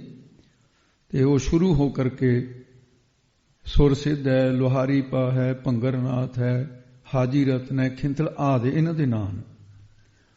ਤੇ 9 ਨਾਥ ਜਿਹੜੇ ਭਾਈ ਸੰਤੋਖ ਸਿੰਘ ਨੇ ਲਿਖਿਆ, ਉਹਨਾਂ 'ਚ ਇੱਕ ਤਾਂ ਲਿਖਿਆ ਪ੍ਰਾਣਨਾਥ ਤੇ ਦੂਜੇ ਲਿਖਿਆ ਗੋਪੀਨਾਥ। ਤੇ ਇਹ ਜਿਹੜੇ ਇਹਨਾਂ ਦੇ ਨਾਂ ਸਾਰਿਆਂ ਦੇ, ਸੂਰਤਨਾਥ ਤੀਸਰਾ, ਚੌਥਾ ਗੋਰਖਨਾਥ, ਪੰਜਵਾਂ ਮਛੰਦਰਨਾਥ, ਛੇਵਾਂ ਮੰਗਲਨਾਥ, ਸੱਤਵਾਂ ਚਰਪਟਨਾਥ, ਅੱਠਵਾਂ ਚੰਬਾਨਾਥ, ਨੌਵਾਂ ਘੁੱਗੂਨਾਥ, ਇਹ ਇਹਨਾਂ ਦੇ ਨਾਂ। ਤੇ 9 ਨਾਥ ਗ੍ਰੰਥਾਂ ਦੇ ਵਿੱਚ 2 ਤਰ੍ਹਾਂ ਦੀਆਂ ਪੱਧਤੀਆਂ, ਇੱਕ ਇਹ ਨਾਮ ਮੰਨੇ, ਇੱਕ ਦੂਸਰੇ ਨਾਮ ਮੰਨੇ। ਆਦਨਾਥ ਸ਼ਿਵ ਜੀ ਦਾ ਅਵਤਾਰ, ਮਛੰਦਰਨਾਥ ਮੱਛੀ ਦੇ ਪੇਟੋਂ ਜਿਸ ਦਾ ਜਨਮ ਮੰਨਿਆ ਪੁਰਾਣਾਂ 'ਚ, ਤੀਸਰਾ ਉਦੈਨਾਥ ਪਾਰਵਤੀ ਦਾ ਅਵਤਾਰ ਹੈ, ਇਹ ਤੋਂ ਆਈ ਪੰਥ ਚਲੇ, ਆਈ ਪੰਥੀ ਸਵਲ ਜਮਾਤੀ ਅੱਗੇ ਹੋਣੀ ਹੈ। ਸੰਤੋਖਨਾਥ ਇਹ ਵਿਸ਼ਨੂੰ ਜੀ ਦਾ ਅਵਤਾਰ ਮੰਨੇ, ਖੰਥੜਨਾਥ ਇਹ ਗਣੇਸ਼ ਦਾ ਅਵਤਾਰ ਮੰਨਿਆ, ਸਤਨਾਥ ਇਹ ਬ੍ਰਹਮਾ ਦਾ ਅਵਤਾਰ ਮੰਨਿਆ, ਅਚੰਬਨਾਥ ਚੰਬੇ ਦਾ ਰਾਜਾ ਜਿਹੜਾ ਪਰਬਤ ਦਾ ਅਵਤਾਰੀ ਪੁਰਖ ਮੰਨੇ, ਚੁਰੰਜੀਨਾਥ ਅਸਲ ਦੇ ਵਿੱਚ ਇਹ ਪੂਰਨ ਭਗਤ ਹੈ, ਸਾਲਵਾਹਨ ਦਾ ਪੁੱਤਰ ਸੀ, 9 ਨਾਥਾਂ 'ਚ ਗਿਣਤੀ ਗਈ, ਕਮਾਈ ਬਹੁਤ ਵੱਡੀ ਸੀ ਪੂਰਨ ਭਗਤ ਦੀ। ਗੋਰਖਨਾਥ ਇਹ ਮਹਾਦੇਵ ਦਾ ਅਵਤਾਰ ਮੰਨੇ। ਇਸ ਕਰਕੇ ਮਹਾਰਾਜ ਕਹਿੰਦੇ ਵੀ ਇਹ ਐਡਾ ਵੱਡੇ ਜਿਹੜੇ ਸਾਰੇ ਤੁਹਾਡੇ ਨਾਥ, ਤੁਹਾਡੇ 84 ਸਿੱਧ, ਮੁਸਲਮਾਨਾਂ ਦੇ ਬੜੇ ਬੜੇ ਸਤਿਕਾਰਯੋਗ ਪੀਰ, ਸੁਣਿਆ ਸਿੱਧ ਪੀਰ ਸੁਰਨਾਥ, ਦੇਵਤਿਆਂ ਦੇ ਵੱਡੇ ਬ੍ਰਹਸਪਤੀ ਹੋਇਆ, ਇੰਦਰ ਹੋਇਆ, ਇਹ ਸਾਰੇ ਨਾਮ ਦੇ ਮਹਾਤਮ ਕਰਕੇ ਹੀ ਪੂਜੇ ਜਾਂਦੇ ਨੇ। ਤੇ ਉਹ ਮਛੰਦਰਨਾਥ ਦੀ ਗੱਲ ਆਉਂਦੀ ਹੈ ਵੀ ਇੱਕ ਵਾਰ ਕਰੌਂਚ ਦੀਪ ਤੇ ਉਹ ਸਾਗਰ ਦੇ ਕੰਢੇ ਦੇ ਉੱਤੇ ਪਾਰਵਤੀ ਨੇ ਬਾਰ-ਬਾਰ ਕਿਹਾ, ਜੀ ਤੁਹਾਡੇ ਕੋਲ ਅਮਰ ਕਥਾ ਹੈ। ਉਹ ਕਿਤੇ ਅਸਲ ਦੇ ਵਿੱਚ ਨਾਰਦ ਨੇ ਪਾਰਵਤੀ ਨੂੰ ਕਹਿ ਦਿੱਤਾ ਵੀ ਮਾਤਾ, ਜਿਹੜੀ ਮਹਾਦੇਵ ਜੀ ਦੇ ਗਲ ਦੇ ਵਿੱਚ ਮਾਲਾ ਪਾਈ ਵੀ ਹੈ, ਤੁਹਾਨੂੰ ਪਤਾ ਹੈ ਇਹ ਕਾਹਦੀ ਹੈ? ਕਹਿੰਦੇ ਵੀ ਇਹ ਮਨੁੱਖ ਦੀਆਂ ਖੋਪਰੀਆਂ ਦੀ ਮਾਲਾ ਹੈ, ਮੈਨੂੰ ਪਤਾ ਹੈ। ਕਹਿੰਦੇ ਨਹੀਂ, ਇਹ ਆਪ ਅਮਰ ਹੈ, ਵੀ ਤੇਰੇ ਜਨਮ ਹੋਈ ਜਾਂਦੇ ਨੇ, ਸ਼ਾਦੀ ਇਹਦੇ ਨਾਲੇ ਹੁੰਦੀ ਆ, ਵਿਆਹ ਇਹਦੇ ਨਾਲੇ ਹੁੰਦਾ, ਉਹ ਤੇਰੀਆਂ ਖੋਪਰੀਆਂ ਇਕੱਠੀਆਂ ਕਰ ਕਰਕੇ ਨਾ ਇਹ ਗਲ 'ਚ ਮਾਲਾ ਬਣਾਈ ਫਿਰਦਾ, ਤੇਰੇ ਜਨਮ ਵਾਲੇ ਹੋ ਗਏ, ਤੂੰ ਵੀ ਅਮਰ ਹੋ ਜਾ। ਉਹ ਕਹਿੰਦੇ ਠੀਕ। ਕਹਿੰਦੇ ਸੁਆਮੀ, ਮੈਨੂੰ ਤਾਂ ਨਾਰਦ ਨੇ ਦੱਸਿਆ ਤੁਹਾਡੇ ਕੋਲ ਅਮਰ ਕਥਾ ਹੈ, ਵੀ ਉਹਦਾ ਬਹੁਤ ਵੱਡਾ ਮਹਾਤਮ ਹੁੰਦਾ ਵੀ ਅਮਰ ਹੋ ਜਾਂਦਾ, ਵੀ ਤੁਸੀਂ ਅਮਰ ਹੋ, ਮੈਨੂੰ ਵੀ ਅਮਰ ਕਰ ਦਿਓ। ਉਹ ਕਹਿੰਦੇ ਪਾਰਵਤੀ ਜੀ ਦੇ ਕਰਮਾਂ 'ਚ ਉਹੀ ਲਾਭ ਪ੍ਰਾਪਤ ਕਰ ਸਕਦਾ, ਜੇ ਕਰਮਾਂ 'ਚ ਨਾ ਹੋਵੇ ਕਾਹਨੂੰ ਮਿਲਦੀ ਹੈ। ਵੀ ਚਲੋ ਮੈਂ ਤੈਨੂੰ ਇਨਕਾਰ ਨਹੀਂ ਕਰਦਾ। 3 ਥਾਂ ਤੇ ਕਥਾ, ਕਰੌਂਚ ਦੀਪ, ਸਮੇਵ ਦੀਪ, ਅਮਰਨਾਥ, ਪਰ 3 ਥਾਂ ਤੇ ਸੁਣਦੀ ਰਹੀ ਹੈ, ਕਥਾ ਦਾ ਲਾਭ ਨਹੀਂ ਪ੍ਰਾਪਤ ਹੋਇਆ, ਪਰ ਹੋਰਾਂ ਨੂੰ ਹੁੰਦਾ ਰਿਹਾ। ਤੇ ਸ਼ਿਵ ਜੀ ਸੁਣਾਉਣ ਲੱਗ ਪਏ ਕਥਾ ਕਰੌਂਚ ਦੀਪ ਸਾਗਰ ਦੇ ਕੰਢੇ ਤੇ। ਕਥਾ ਸੁਣਦਿਆਂ ਸੁਣਦਿਆਂ ਪਾਰਵਤੀ, ਕੁਦਰਤੀ ਗੱਲ ਹੈ ਵੀ ਜਦੋਂ ਬਾਹਰ ਵਾਤਾਵਰਨ ਘਬਰਾਹਟ ਦਾ ਹੋਵੇ ਨੀਂਦ ਨਹੀਂ ਆਉਂਦੀ। ਕਈ ਲੋਕ ਗੋਲੀਆਂ ਖਾ ਖਾ ਕੇ ਵੀ ਸੌਂਦੇ ਆ, ਕਰਵਟਾਂ ਲਈ ਜਾਂਦੇ ਨੇ, ਨੀਂਦ ਨਹੀਂ ਪੈਂਦੀ। ਕਿਤੇ ਨਾ ਕਿਤੇ ਦਿਮਾਗ ਦੇ ਵਿੱਚ ਕੋਈ ਘਬਰਾਹਟ ਦਿਲ ਦੀਆਂ ਤਹਿਆਂ 'ਚ ਬੈਠੀ ਹੁੰਦੀ, ਪਰੇਸ਼ਾਨੀ ਹੋ ਜਾਂਦੀ ਹੈ। ਤੇ ਜਦੋਂ ਕਿਤੇ ਬਿਲਕੁਲ ਐਨ ਸ਼ਾਂਤੀ ਹੋ, ਜਾਂ ਇਉਂ ਕਹਿ ਲਓ ਵੀ ਬਾਹਰ ਬਹੁਤ ਅੱਤ ਦਰਜੇ ਦੀ ਗਰਮੀ ਪੈਂਦੀ ਹੋਵੇ, ਨੀਂਦ ਨਹੀਂ ਆਉਂਦੀ। ਤੇ ਜਦੋਂ ਕਿਤੇ ਠੰਡ ਹੋਵੇ ਦਿਨੇ ਵੀ ਨੀਂਦ ਆਉਣ ਲੱਗ ਜਾਂਦੀ ਹੈ। ਹੁਣ ਕਥਾ ਦਿੰਦੀ ਹੈ ਸ਼ਾਂਤੀ। ਇਹਦੇ 2 ਤਰ੍ਹਾਂ ਦੀ ਗੱਲ ਮੰਨੀ ਹੈ। ਇੱਕ ਤਾਂ ਕਥਾ ਦੇ ਵਿੱਚ ਨੀਂਦ ਉਹਨਾਂ ਨੂੰ ਆਉਂਦੀ ਹੈ ਜਿਨ੍ਹਾਂ ਦੇ ਪਿਛਲੇ ਮਾੜੇ ਕਰਮ ਨੂੰ। ਤੁਲਸੀ ਪੂਰਵ ਕਰਮ ਤੇ ਹਰ ਜਸ ਸੁਣਿਓ ਨ ਜਾਏ, ਕਹਿ ਉਂਗਾ ਕਹਿ ਨਰਪੜੈ ਕਹਿ ਘਰ ਕੋਟ ਜਾਏ। ਇੱਕ ਹੁੰਦੀ ਆ ਵੀ ਸ਼ਾਂਤੀ ਆਉਣ ਲੱਗੀ, ਉਹ ਸੁੱਖ ਦੇ ਵਿੱਚ ਨੀਂਦ ਆ ਜਾਂਦੀ ਹੈ। ਸਾਵਧਾਨ ਰਹਿਣਾ ਚਾਹੀਦਾ। ਪ੍ਰਭ ਕੀ ਉਸਤਤ ਕਰੋ ਸੰਤ ਮੀਤ, ਸਾਵਧਾਨ ਇਕਾਗਰ ਚੀਤ। ਉਹ ਪਾਰਵਤੀ ਨੂੰ ਨੀਂਦ ਆ ਗਈ, ਨੀਂਦ ਆ ਗਈ। ਉਹ ਆਪਣੇ ਆਨੰਦ ਕਥਾ ਸੁਣਾਈ ਗਏ ਸ਼ਿਵ ਜੀ। ਤੇ ਜਦੋਂ ਕਥਾ ਦੀ ਸਮਾਪਤੀ ਹੋਈ, ਪਾਰਵਤੀ ਦੀ ਅੱਖ ਖੁੱਲੀ ਤੇ ਸਾਹਮਣੇ ਦੇਖਿਆ ਇੱਕ ਮੱਛੀ ਐਨ ਟਕਾ 'ਚ ਖੜੀ ਹੈ। ਤੇ ਕਹਿਣ ਲੱਗੀ, ਸਵਾਮੀ, ਮੱਛੀ ਦਾ ਸੁਭਾਅ ਤਾਂ ਚੰਚਲ ਹੁੰਦਾ ਹੈ, ਇਹ ਬਹੁਤ ਟਕਾ 'ਚ ਖੜੀ ਹੈ, ਇਹ ਤਾਂ ਐਂ ਖੜੀ ਹੈ ਜਿਵੇਂ ਸਮਾਧੀ ਲੱਗੀ ਹੁੰਦੀ। ਕਹਿੰਦੇ, ਪਾਰਵਤੀ ਤੂੰ ਕਥਾ ਸੁਣਦੀ ਸੁਣਦੀ ਸੌਂ ਗਈ, ਇਹ ਕਥਾ ਸੁਣਦੀ ਰਹੀ। ਕਹਿੰਦੇ ਇਹਦੇ ਤੇ ਕਥਾ ਦਾ ਇੰਨਾ ਅਸਰ ਹੋ ਗਿਆ, ਇਹਦੀ ਚੰਚਲਤਾ ਹੀ ਖਤਮ ਹੋ ਗਈ, ਟਿਕਾ ਆ ਗਿਆ ਇਹਦੇ ਮਨ 'ਚ। ਇਹ ਸੁਣਨ ਦਾ ਮਹਾਤਮ ਮੱਛੀ ਨੂੰ, ਇਹ ਨਹੀਂ ਵੀ ਪਸ਼ੂਆਂ ਪੰਛੀਆਂ ਤੇ ਇਹਨਾਂ ਤੇ ਵੀ ਅਸਰ ਹੋ ਜਾਂਦਾ। ਪਾਰਵਤੀ ਕਹਿੰਦੀ, ਚਲੋ ਵੀ ਮੈਂ ਤਾਂ ਸੁਣ ਨਹੀਂ ਸਕੀ, ਵੀ ਇਹ ਤਾਂ ਪਸ਼ੂ ਜੂਨ ਹੈ, ਕਥਾ ਕੋਈ ਸਮਝ ਥੋੜੀ ਆਉਂਦੀ ਸੀ, ਮੱਛੀ ਨੂੰ ਕੀ ਪਤਾ ਵੀ ਤੁਸੀਂ। ਉਹ ਕਹਿੰਦੇ ਵੀ ਕਥਾ ਸਮਝ ਆਵੇ ਨਾ ਆਵੇ, ਪਰ ਸਮਝ ਦਾ ਮਹਾਤਮ ਤਾਂ ਮਿਲਦਾ ਹੀ ਮਿਲਦਾ ਹੈ ਨਾ, ਜਿਹੜਾ ਸੁਣਨ ਦਾ ਕਥਾ ਦਾ। ਦਵਾਈ ਦੇ ਵਿੱਚ ਕੀ ਕੀ ਪਾਇਆ ਵੈਦ ਨੇ, ਕਿਹੜੀ ਗੋਲੀ ਦੇ ਵਿੱਚ ਕਿਹੜੇ ਕਿਹੜੇ ਸਾਲਟ ਪਾਏ, ਉਹਨੂੰ ਪਤਾ ਹੈ ਕਿਸੇ ਨੂੰ, ਖਾਣ ਵਾਲੇ ਨੂੰ। ਉਹਨੂੰ ਕਹਿਤਾ ਵੀ ਇਹ ਦਵਾਈ ਖਾ ਲੈ ਤੈਨੂੰ ਆਰਾਮ ਆ ਜਾਊਗਾ। ਕਥਾ ਮੁਕਤੀ ਦਿੰਦੀ ਹੈ। ਅਸੀਂ ਪੈਨੇ ਗੱਲ ਵੀ ਜਿਹੜੀ ਗੱਲ ਕਥਾ 'ਚ ਸਮਝ ਨਹੀਂ ਆਈ ਵੀ ਉਹਦਾ ਕੀ ਫਾਇਦਾ, ਫਿਰ ਜਿਹੜੀ ਦਵਾਈ ਬਾਰੇ ਤੁਹਾਨੂੰ ਪਤਾ ਹੀ ਨਹੀਂ ਵੀ ਕੀ ਕੀ ਪਾਇਆ ਹੋਇਆ ਇਹਦੇ 'ਚ, ਫਿਰ ਉਹ ਦਵਾਈ ਕਿਉਂ ਖਾ ਲੈਣੇ, ਕੌੜੀ ਤੋਂ ਕੌੜੀ ਵੀ ਖਾ ਲੈਣੇ। ਕਥਾ ਸਮਝ ਆਵੇ ਨਾ ਆਵੇ, ਇਹਦਾ ਮਹਾਤਮ ਸਰੋਤੇ ਨੂੰ ਮਿਲੇਗਾ ਮਿਲੇ। ਉਹ ਕਹਿੰਦੀ, ਸਵਾਮੀ ਫਿਰ ਇਹਨੂੰ ਮਹਾਤਮ ਕੀ ਮਿਲੂਗਾ। ਹੁਣ ਇੱਥੇ ਪੁਰਾਣ ਦੇ ਵਿੱਚ ਜਿਹੜੀ ਗੱਲ ਲਿਖੀ ਹੈ, ਮੈਂ ਉਹਦਾ ਖੰਡਨ ਨਹੀਂ ਕਰਦਾ, ਪੁਰਾਤਨਤਾ ਤੇ ਮੈਂ ਕੋਈ ਕਿੰਤੂ ਨਹੀਂ ਕਰਦਾ। ਉੱਥੇ ਲਿਖਿਆ ਹੈ ਵੀ ਸ਼ਿਵ ਜੀ ਕਹਿੰਦਾ ਵੀ ਹੁਣ ਇਹਦਾ ਮਹਾਤਮ ਇਹ ਮਿਲੂਗਾ ਵੀ ਇਹਦੀ ਕਲਿਆਣ ਕਰਨ ਵਾਸਤੇ ਕਥਾ ਦਾ ਮਹਾਤਮ ਕਰਕੇ ਇਹਦੇ ਪੇਟ ਦੇ ਵਿੱਚੋਂ ਇੱਕ ਯੋਗੀ ਪੈਦਾ ਹੋਊਗਾ, ਉਹਦੇ ਕਰਕੇ ਫਿਰ ਇਹਦਾ ਵੀ ਉਧਾਰ ਹੋ ਜਾਊਗਾ। ਉਹ ਫਿਰ ਜਦੋਂ ਮੋਹਣੀ ਅਵਤਾਰ ਧਾਰਨ ਕੀਤਾ, ਅਨਿਸ਼ਤਰ ਹੋਇਆ, ਇਹਦੀ ਬਿੰਦ ਡਿੱਗੀ ਤੇ ਉਹਨੇ ਮੱਛੀ ਨੇ ਖਾਧੀ, ਖੇ ਉਹਦੇ ਪੇਟ ਦੇ ਵਿੱਚੋਂ ਮਛੰਦਰਨਾਥ ਪੈਦਾ ਹੋਇਆ। ਪਰ ਇਸੇ ਗੱਲ ਨੂੰ ਦੇਖੋ, ਕੁਦਰਤ ਦੇ ਉੱਤੇ ਕੋਈ ਕਿੰਤੂ ਨਹੀਂ। ਤੇ ਮਹਾਰਿਸ਼ੀ ਬਾਲਮੀਕ ਨੇ ਉਹ ਕੁਛ ਤੋਂ ਕਛੂ ਬਣਾ ਦਿੱਤਾ, ਇੱਕ ਦਬ ਦੇ ਵਿੱਚੋਂ ਇੱਕ ਬੱਚਾ। ਇਹ ਸ਼ਕਤੀ ਦੇ ਨਾਲ ਕਿੱਥੋਂ ਕੀ ਨਹੀਂ ਬਣਾਇਆ ਜਾ ਸਕਦਾ, ਇਹ ਵੀ ਠੀਕ ਹੈ। ਪਰ ਦੂਸਰਾ ਇਹ ਵੀ ਤਾਂ ਹੋ ਸਕਦਾ ਕਿ ਸ਼ਿਵ ਜੀ ਨੇ ਇਹ ਗੱਲ ਕੁਝ ਹੋਰ ਕਹੀ ਹੋਵੇ, ਪ੍ਰਚਲਿਤ ਹੋਰ ਹੋਈ ਵੀ ਹੁਣ ਇਹ ਮੱਛੀ ਸਰੀਰ ਤਿਆਗ ਕੇ ਮਨੁੱਖਾ ਸਰੀਰ ਵਿੱਚ ਆਊਗੀ, ਔਰਤ ਦੀ ਜੂਨ ਦੇ ਵਿੱਚ ਇਹਦੇ ਪੇਟ ਦੇ ਵਿੱਚੋਂ ਫਿਰ ਅੱਗੇ ਇੱਕ ਯੋਗੀ ਪੈਦਾ ਹੋਊਗਾ। ਤੇ ਉਹ ਪੁਰਾਣੇ ਸਮੇਂ ਦੇ ਅੰਦਰ ਆਪਰੇਸ਼ਨ ਦੇ ਤਰੀਕੇ ਬਹੁਤੇ ਵਧੀਆ ਨਹੀਂ ਸੀ ਹੁੰਦੇ। ਜਨਮ ਲੈਣ ਵੇਲੇ ਉਹਦਾ ਪੇਟ ਪਾੜ ਕੇ ਬੱਚਾ ਕੱਢਿਆ ਗਿਆ ਤੇ ਅੰਦਰ ਤੋਂ ਕੀ ਲਿਖਿਆ, ਮਛੰਦਰਨਾਥ। ਮੱਛ ਜਮਾ ਅੰਦਰ, ਉਹ ਮੱਛੀ ਦਾ ਪਿਛਲਾ ਜਨਮ ਹੋਣ ਕਰਕੇ ਅਗਲੇ ਜਨਮ ਦੇ ਵਿੱਚ ਮਛੰਦਰ ਹੀ ਕਿਹਾ ਗਿਆ। ਮੱਛ ਦੇ ਵਿੱਚੋਂ, ਮੱਛੀ ਦੀ ਜੂਨ ਚੋਂ ਸੀ ਮਾਂ ਉਹਦੀ, ਮਛੰਦਰ। ਮਹਾਰਾਜ ਕਹਿੰਦੇ ਵੀ ਇਹ ਸਾਰਾ ਨਾਮ ਦਾ ਮਹਾਤਮ ਨਹੀਂ। ਤੇ ਤੁਹਾਡਾ ਗੋਰਖਨਾਥ ਨੂੰ ਕਹਿੰਦੇ ਤੇਰਾ ਗੁਰੂ ਬਣੇ ਬੈਠਾ ਉਹਨੇ ਮਛੰਦਰਨਾਥ। ਸੁਣਿਆ ਸਿੱਧ ਪੀਰ ਸੁਣ, ਇਹ ਨਾਮ ਦਾ ਮਹਾਤਮ ਹੀ ਹੈ ਸਿੱਧੋ। ਸੁਣਿਆ ਧਰਤ ਧਵਲ ਆਕਾਸ। ਮਹਾਰਾਜ ਸਾਹਿਬ ਜੀ ਕਹਿੰਦੇ ਨੇ ਅੱਗੇ ਤੋਰਦੇ ਨੇ ਹੁਣ ਸੁਣਨ ਦੀ ਗੱਲ।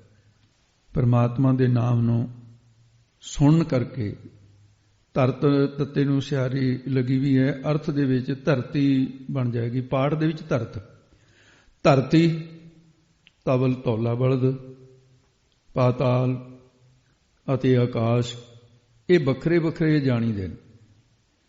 ਤਿੰਨਾਂ ਲੋਕਾਂ ਦਾ ਗਿਆਨ ਸੁਣਨ ਕਰਕੇ ਹੋਊਗਾ ਨਾ, ਵੀ ਆਹ ਫਲਾਨੀ ਚੀਜ਼ ਆ, ਆਕਾਸ਼ ਹੈ, ਇੱਕ ਧੌਲਾ ਬਲਦ ਹੈ ਜੀ, ਤੇ ਇਹ ਸਾਰੀਆਂ ਚੀਜ਼ਾਂ ਇਹ ਧਰਤੀ ਹੈ।